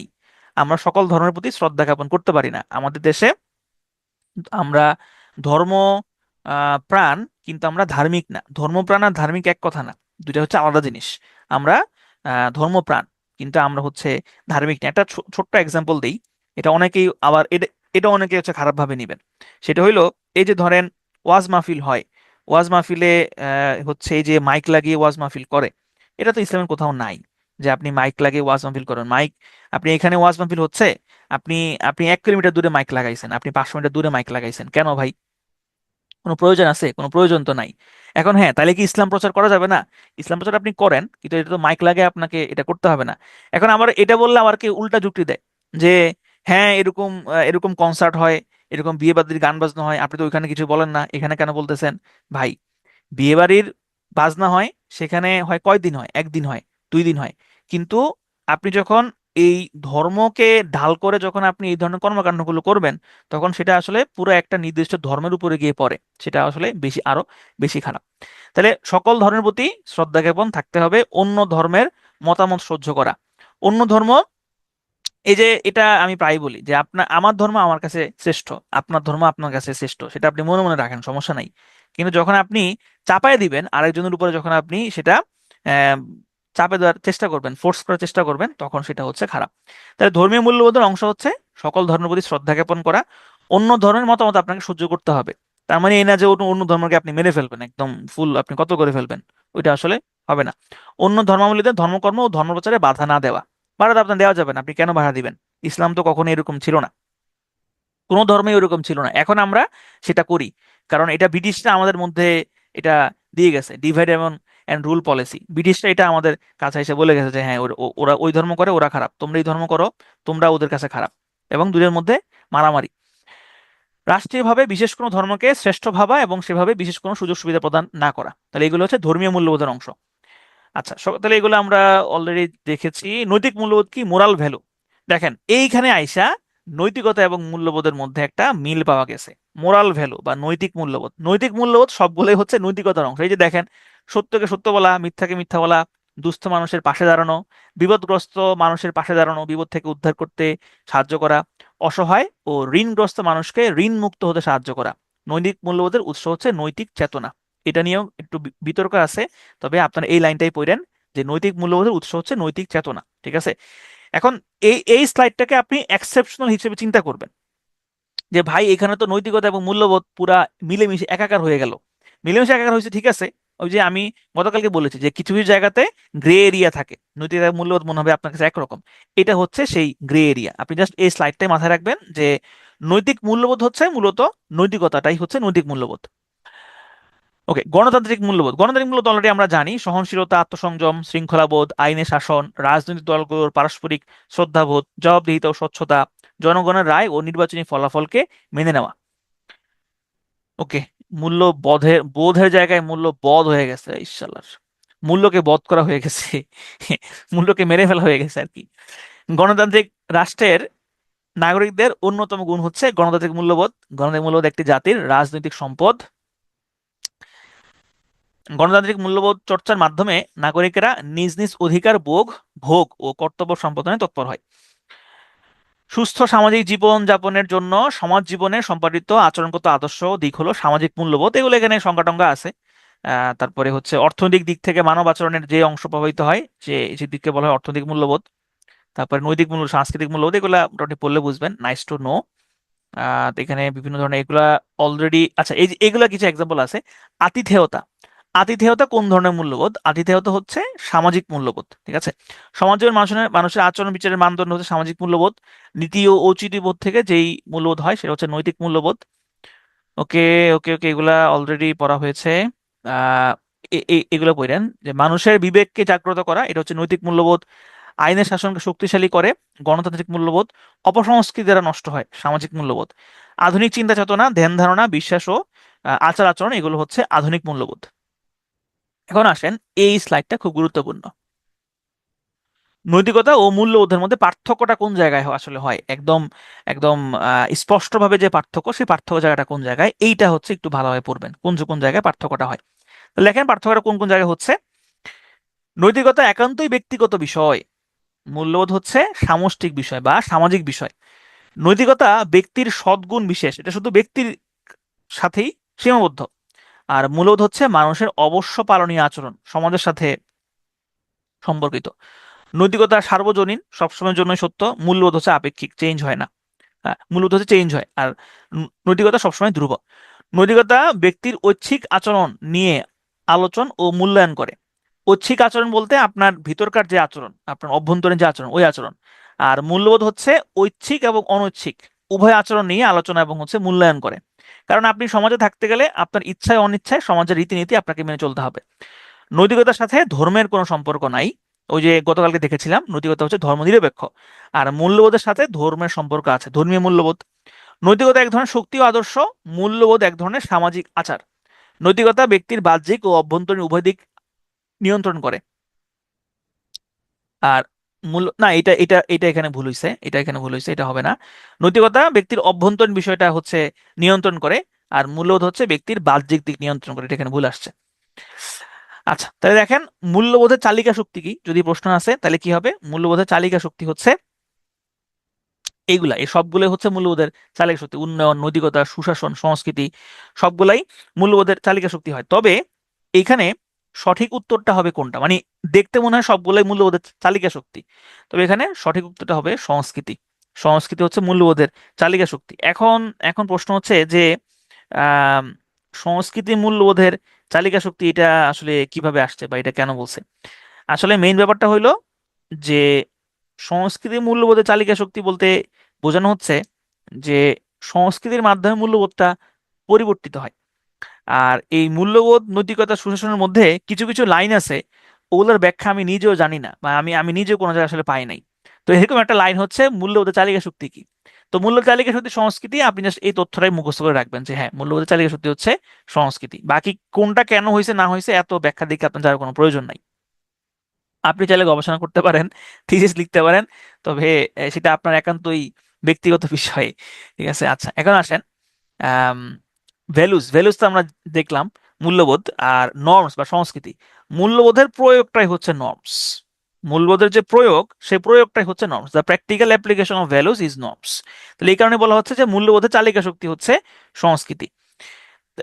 নর্মস, আচ্ছা নর্মস মানে সংস্কৃতি না, নর্মস মানে হচ্ছে সামাজিক রীতিনীতি, আচার আচরণ এগুলা। আর সংস্কৃতি হচ্ছে একটা নির্দিষ্ট সময়ে একটা জনগোষ্ঠীর মূল্যবোধ, আদর্শ, রীতিনীতি, প্রথা, নৈপুণ্য ইত্যাদিকে এক কথায় হচ্ছে সংস্কৃতি বলে। ঠিক আছে, ওকে। সংস্কৃতির সংজ্ঞা টঙ্গা এখানে দেওয়া আছে, প্রয়োজন নাই সংজ্ঞা। সংস্কৃতি হচ্ছে, আচ্ছা সহজ ভাষায় সংস্কৃতি হচ্ছে একটা দেশের জনগণ একটা বিশাল সময় ধরে যে আচার আচরণ, জ্ঞান, নৈতিকতা, আইন, রাজনীতি এসব কিছু মেনে চলে, এই সব কিছুই হচ্ছে ওই এলাকার সংস্কৃতি বা কালচার। সংজ্ঞা আপাতত লাগবে না, আপনি যেটা যেটা পড়বেন সেটা হলো এই যে এটা। সংস্কৃতির উপাদান কি কি? সংস্কৃতির উপাদান হচ্ছে ভাষা, আদর্শ, অনুমোদন এবং হচ্ছে মূল্যবোধ, এগুলো হচ্ছে সংস্কৃতির উপাদানের মধ্যে পড়ে। সংস্কৃতি মানুষের কিছু বৈশিষ্ট্য নির্ধারণ করে, যেমন মানুষের জীবন ধারণ কেমন হবে, মানুষের বিশ্বাস কেমন হবে, আচার আচরণ কেমন হবে, এগুলো হচ্ছে সংস্কৃতি নির্ধারণ করে দেয়। সংস্কৃতি দুই ধরনের হয়, একটা হচ্ছে বস্তুগত এবং আরেকটা হচ্ছে অবস্তুগত। বস্তুগত মানে কি? বস্তুগত মানে হচ্ছে এই যে ধরেন আমরা, আমাদের দেশের গ্রামের লোকজন কি পরে, আমরা লুঙ্গি পরি, আমরা টি শার্ট পরি, লুঙ্গি বা পাঞ্জাবি পরি, লুঙ্গি বা গেঞ্জি পরি, এটা হচ্ছে আমাদের দেশের সংস্কৃতি। আমাদের দেশের মা খালারা, আমাদের গ্রামের মা চাচিরা তারা হচ্ছে শাড়ি পরেন। তাহলে এটা হচ্ছে আমাদের দেশের সংস্কৃতি। তাহলে এটা হচ্ছে বস্তুগত সংস্কৃতি, যেটা হচ্ছে দেখা যায়, ঘর বাড়ি আসবাবপত্র, এগুলো হচ্ছে বস্তুগত সংস্কৃতির অংশ। আর অবস্তুগত সংস্কৃতির অংশ হচ্ছে একটা সমাজের চিন্তাধারা, শিক্ষা, রীতিনীতি, জ্ঞান বিজ্ঞান, আদর্শ, মূল্যবোধ, এগুলো এগুলো হচ্ছে অবস্তুগত সংস্কৃতি। আচ্ছা এরপর আসেন শিক্ষা। শিক্ষা হচ্ছে মানুষের সামগ্রিক জীবন ব্যবস্থায় পরিব্যাপ্ত জ্ঞান অর্জনের একটি অব্যাহত প্রক্রিয়া। অনেক কঠিন সংজ্ঞা, কঠিন সংজ্ঞা পড়ার কোনো প্রয়োজন নাই। আপনি এখানে এই সংজ্ঞা না পড়ে দেখেন আমাদের প্লেটো ভাই কি বলছে। প্লেটো ভাই বলছে শিশুর নিজস্ব ক্ষমতা অনুযায়ী দেহ মনের পরিপূর্ণ সার্বিক বিকাশ সাধনই হলো শিক্ষা। তাহলে প্লেটো বলছে যে ক্ষমতা অনুযায়ী, নিজস্ব ক্ষমতা অনুযায়ী দেহ এবং মনের পরিপূর্ণ সার্বিক বিকাশ সাধন করা, ক্ষমতা অনুযায়ী সাধন করা, সেটা হচ্ছে শিক্ষা। রবীন্দ্রনাথ বলছেন শিক্ষা হলো তাই যা আমাদের কেবল তথ্য পরিবেশন করে না। এটা এতটুকুই মনে রাখবেন যে কেবল তথ্য পরিবেশন করে না, এটা রবীন্দ্রনাথ বলছে। বিশ্ব সত্তার সাথে সামঞ্জস্য রেখে আমাদের জীবনকে গড়ে তোলে, এগুলো হচ্ছে শিক্ষার সংজ্ঞা। সু অভ্যাস গঠনের নামই হচ্ছে শিক্ষা, এটা বলছেন রুশো। পরিপূর্ণ জীবন বিকাশ হলো শিক্ষা, এটা বলছেন হারবার্ট স্পেন্সার। শিক্ষা হচ্ছে দেহ মন ও আত্মার পরিপূর্ণ ও সুষম বিকাশ, এটা বলছেন মহাত্মা গান্ধী। নৈতিকতা, মূল্যবোধ এবং সুশাসন এই সবকিছুকেই পূর্ণতা দান করে হলো শিক্ষা। এইটাই হচ্ছে সব থেকে গুরুত্বপূর্ণ জিনিস। নৈতিকতা বলেন, মূল্যবোধ বলেন বা সুশাসন বলেন, সবকিছুকেই পূর্ণতা বা পূর্ণাঙ্গটা দান করে হচ্ছে শিক্ষা। তো এই শিক্ষা তিন ধরনের হতে পারে, একটা হচ্ছে আনুষ্ঠানিক, আরেকটা হচ্ছে অআনুষ্ঠানিক এবং আরেকটা হচ্ছে উপ আনুষ্ঠানিক। আনুষ্ঠানিক শিক্ষা হচ্ছে, আনুষ্ঠানিক শিক্ষা হচ্ছে আমরা স্কুল, কলেজ, বিশ্ববিদ্যালয়, মাদ্রাসা এইগুলাতে যেই শিক্ষাটা লাভ করি, এগুলো হচ্ছে আনুষ্ঠানিক শিক্ষা বা ফর্মাল এডুকেশন। আর এরপর আসেন অনানুষ্ঠানিক শিক্ষা। অনানুষ্ঠানিক শিক্ষা হচ্ছে জন্ম থেকে মৃত্যু পর্যন্ত আপনি বিভিন্নভাবে যে শিক্ষাটা আপনি লাভ করেন, সেটা আপনার এক্সপিরিয়েন্স থেকে হোক, উষ্ঠা খেয়ে হোক, ধাক্কা খেয়ে হোক, যেভাবেই আপনি শিক্ষা লাভ করেন, অভিজ্ঞতা থেকে হোক, এটা হচ্ছে আপনার অনানুষ্ঠানিক শিক্ষা। অর্থাৎ মানুষের অভিজ্ঞতা লব্ধ যে জ্ঞানটা, সেটা হচ্ছে অনানুষ্ঠানিক শিক্ষা। আর আরেকটা হচ্ছে উপ আনুষ্ঠানিক শিক্ষা। উপ আনুষ্ঠানিক শিক্ষা হচ্ছে যে আমরা চাকরি ক্ষেত্রে বিভিন্ন ট্রেনিং হয়, আমাদের ট্রেনিং এ যেতে হয়, ছোট ছোট কোর্স করতে হয়, এইগুলো হচ্ছে উপ আনুষ্ঠানিক শিক্ষা। তো এখানে প্রশ্ন আসতে পারে এইভাবে যে নিচের কোনটি উপ আনুষ্ঠানিক শিক্ষার উদাহরণ নয়, বা নিচের কোনটি উপ আনুষ্ঠানিক শিক্ষা, এই ধরনের উদাহরণ আসতে পারে। তাহলে এগুলাই আপনি বেসিকটা মনে রাখবেন, তাইলে এগুলো মনে থাকবে। পরিবার, শিশুর প্রথম শিক্ষালয় হচ্ছে পরিবার, এটা খুব গুরুত্বপূর্ণ একটা লাইন। তারপর হচ্ছে শিক্ষার গুরুত্বপূর্ণ লক্ষ্য কি? এগুলো গুরুত্বপূর্ণ লক্ষ্য আমরা সবাই জানি, আলাদা করে দরকার নাই। তারপরে মূল্যবোধের শিক্ষা, অলরেডি আমরা এগুলা মূল্যবোধের শিক্ষা অলরেডি পড়ে ফেলছি। তারপরে বিবেক, মূল্যবোধের শিক্ষা নিশ্চিত করতে হলে মানুষের বিবেককে জাগ্রত করতে হবে। মূল্যবোধের শিক্ষা নির্ধারক সমূহ, এটা প্রয়োজনীয়। দেখেন কি বলছে, মূল্যবোধ শিক্ষাটির ধারণাটি প্রধানত অনানুষ্ঠানিক শিক্ষার সাথে সম্পর্কিত। এটা খুব গুরুত্বপূর্ণ। মূল্যবোধ শিক্ষার ধারণাটি প্রধানত অনানুষ্ঠানিক শিক্ষার মধ্যে সম্পর্কিত, মানে মূল্যবোধের শিক্ষাটা আপনি অনানুষ্ঠানিক শিক্ষার মধ্যেই পেয়ে থাকেন। কারণ আমরা তো শুরুতে স্কুল কলেজে যাই না, আমরা শুরুতে চাকরির ক্ষেত্রে যাই না, আমরা শুরুতে দেখি সমাজ, সংস্কৃতি, পরিবার, সেখান থেকে আমরা মূল্যবোধের শিক্ষাটা লাভ করি। এই কারণে বলেছে মূল্যবোধ শিক্ষা ধারণাটি প্রধানত অনানুষ্ঠানিক শিক্ষার সাথে সম্পর্কিত। মূল্যবোধ শিক্ষার নির্ধারক সমূহ প্রয়োজন নাই। তারপরে হচ্ছে আপনার কি বলছে, মূল্যবোধ দৃঢ় হয় শিক্ষার মাধ্য দিয়ে, ব্যক্তি সুনাগরিক হিসেবে গড়ে ওঠে শিক্ষার মাধ্যমে।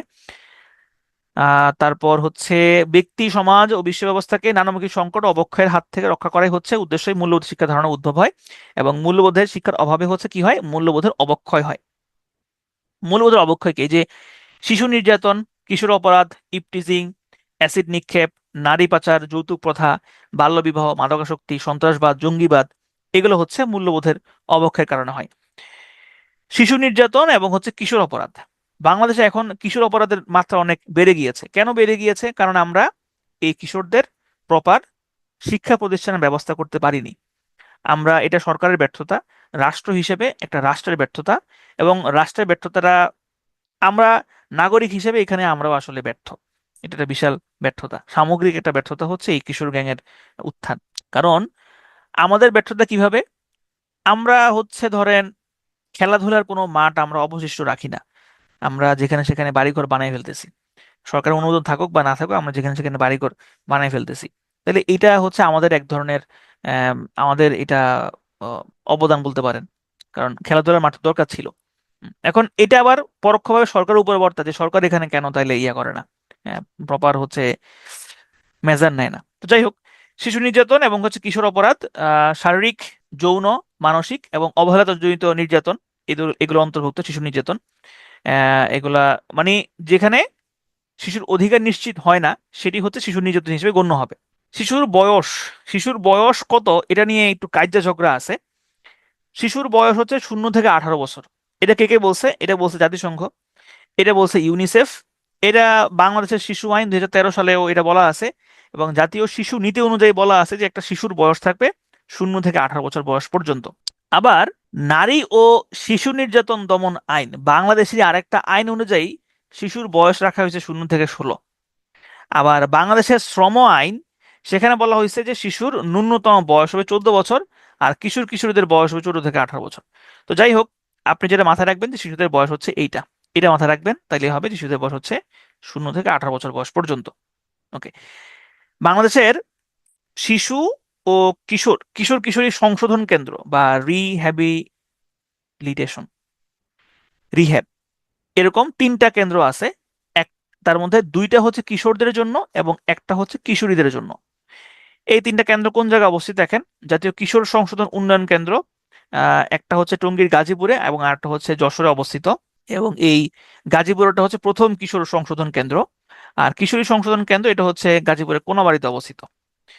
নারীর সাথে সংগঠিত অপরাধ, ইপটিজিং, বাল্যবিবাহ, বাল্যবিবাহ এতগুলো আসছে কেন, নারী পাচার, এই সবগুলোই হচ্ছে নারীর সাথে সংগঠিত অপরাধ।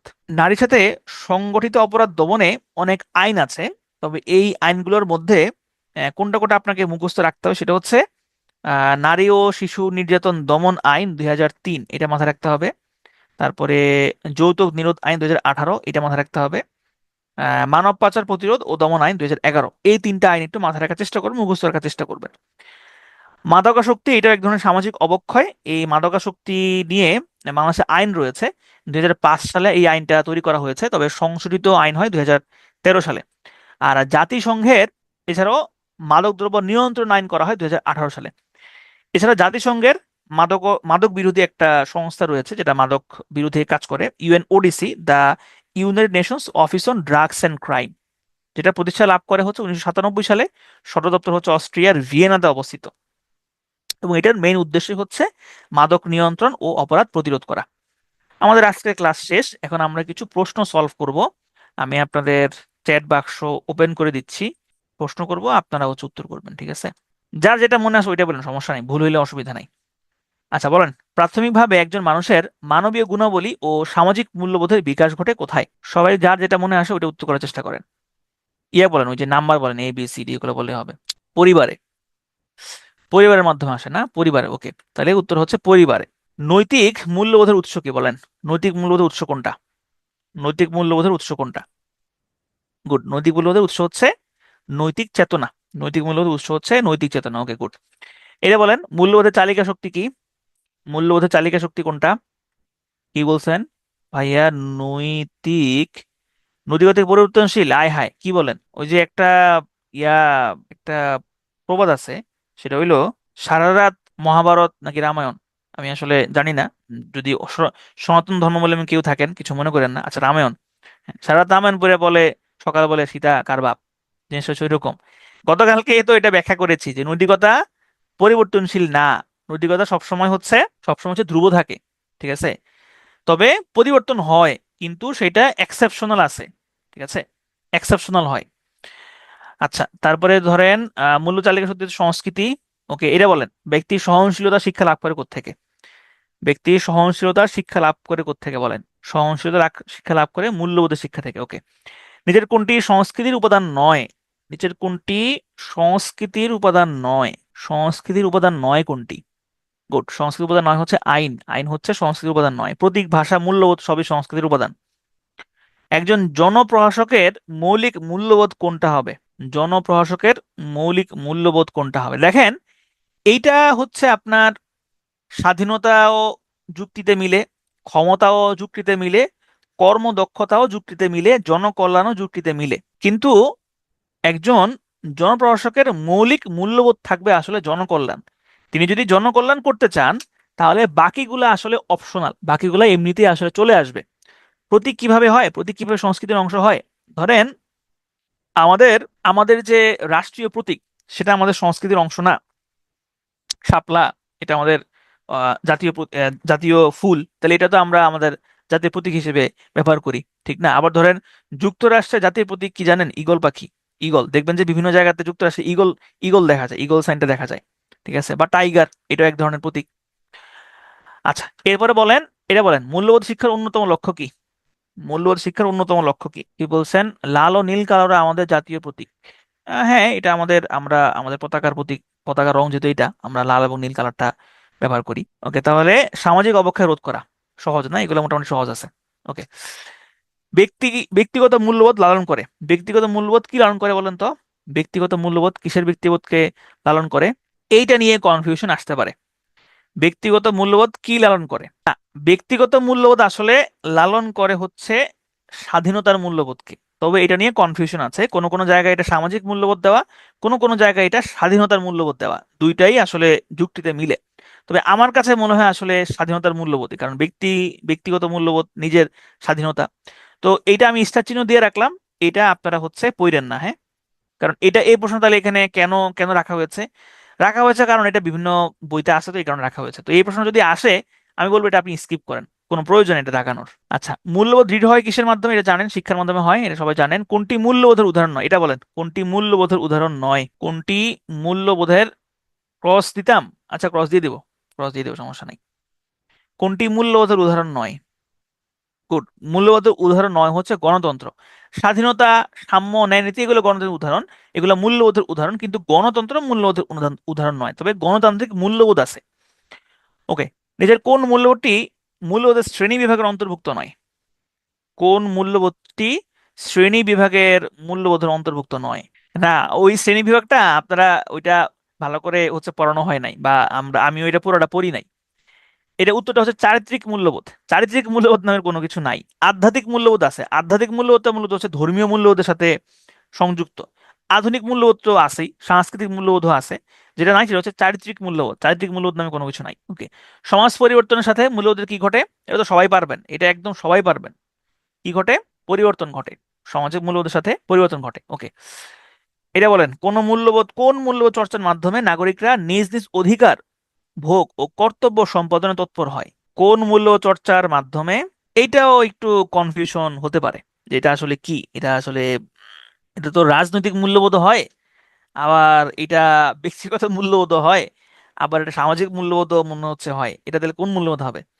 শুনুন, এটা ভাই কিছু কিছু জিনিস আছে ব্যাখ্যা করার প্রয়োজন নাই, কারণ এটা ব্যাখ্যা যুক্তিতে অনেক উত্তরই আসে। কোনো ব্যাখ্যার প্রয়োজন নাই, আপনি একদম টানা মুখস্থ করে ঠাড়া মুখস্থ করে ফেলবেন যে এটা উত্তর হচ্ছে গণতান্ত্রিক মূল্যবোধ। কোনো প্রয়োজন নাই, কেন হয়েছে কোনো প্রয়োজন নাই। আপনি জাস্ট এটা মুখস্থ রাখেন যে এটা গণতান্ত্রিক মূল্যবোধ, অন্য কোনো ব্যাখ্যার কোনো প্রয়োজন নেই যে এটা তো অন্যগুলো হয়। হ্যাঁ, অন্যগুলো হয়, অন্যগুলো হয়, কিন্তু অন্যগুলো যে হয় ওটার ব্যাখ্যা ভাই আমি নিজে দিতে গেলেও আমি হচ্ছে যে মনে হয় যে অন্যগুলো আসলেই হয়। তো এটা আমি মুখস্থ করে ফেলছি, হ্যাঁ, ঠিক আছে, গণতান্ত্রিক মূল্যবোধ আমার তো প্রয়োজন নাই। দুটো সবাই আনসার দিছে, ঠিক আছে। সামাজিক মূল্যবোধ হচ্ছে সেসব প্রকাশ্য অনুমেয় আচরণের ধারা যা ব্যক্তি সমাজের মৌলিক বৈশিষ্ট্য বলে স্বীকৃত। এটা কে বলছে বলেন? আন্দাজে বলেন, সমস্যা নাই, এটা কে বলছে? আন্দাজে বললেও চলবে। কে বলছে? ক্লুখন। এটা বলছে ক্লাইড ব্লুখন। না, ব্লুখন না, এটা আসলে ক্লুখন হওয়ার কথা। এটা ব্লুখন হয়েছে কেন? এটা ক্লুখন হওয়ার কথা। ক্লাইড ক্লুখন বলছে এটা। ওকে, এই যে এখানে দেওয়া আছে ক্লাইড ক্লুখন, এই যে এখানে ব্লুখন দেওয়া আছে, ক্লাইড ক্লুখন হবে। ওকে। ধর্মীয় মূল্যবোধের উদাহরণ নিচের কোনটি? বলেন, ধর্মীয় নিচের মূল্যবোধ উদাহরণ নিচের কোনটি? এটা বলেন, এটা সবাই পারবেন। ধর্মীয় মূল্যবোধের উদাহরণ নিচের কোনটি? আপনার মেরিল ভালো লাগে কেন? মানে ওই মেরিল ভ্যাসলিন বা পেট্রোলিয়াম জেলি ব্যবহার করেন, এই কারণে মেরিল প্রতি আপনি বায়াসড। এখানে মেরিলের প্রতি আপনি বায়াসড, মেরিল যেহেতু পেট্রোলিয়াম জেলি দেন। আচ্ছা, তাইলে রাজনৈতিক ধর্মীয় মূল্যবোধ উদাহরণ হচ্ছে কোনটা? ধর্মীয় মূল্যবোধের উদাহরণ হচ্ছে রাষ্ট্রীয়ভাবে কোনো ধর্মকে শ্রেষ্ঠ না ভাবা। ওকে। তারপরে হচ্ছে হলেন মূল্যবোধের উপাদান নিচের কোনটি? বলেন, মূল্যবোধের উপাদান নিচের কোনটি? এটা সবাই পারবেন, এটা বিস্তারিত আলোচনা করা হয়েছিল। মূল্যবোধের উপাদান, উপাদান, উপাদান, উপাদান বলছে, উপাদান। ভাই বৈশিষ্ট্য বলো নাই রে ভাই। পরিবর্তনশীলতা হচ্ছে বৈশিষ্ট্য, আপেক্ষিকতা হচ্ছে বৈশিষ্ট্য, সামাজিক মানদণ্ড হচ্ছে বৈশিষ্ট্য, শ্রমের মর্যাদা, মূল্যবোধের উপাদান হচ্ছে শ্রমের মর্যাদা। Thank you very much.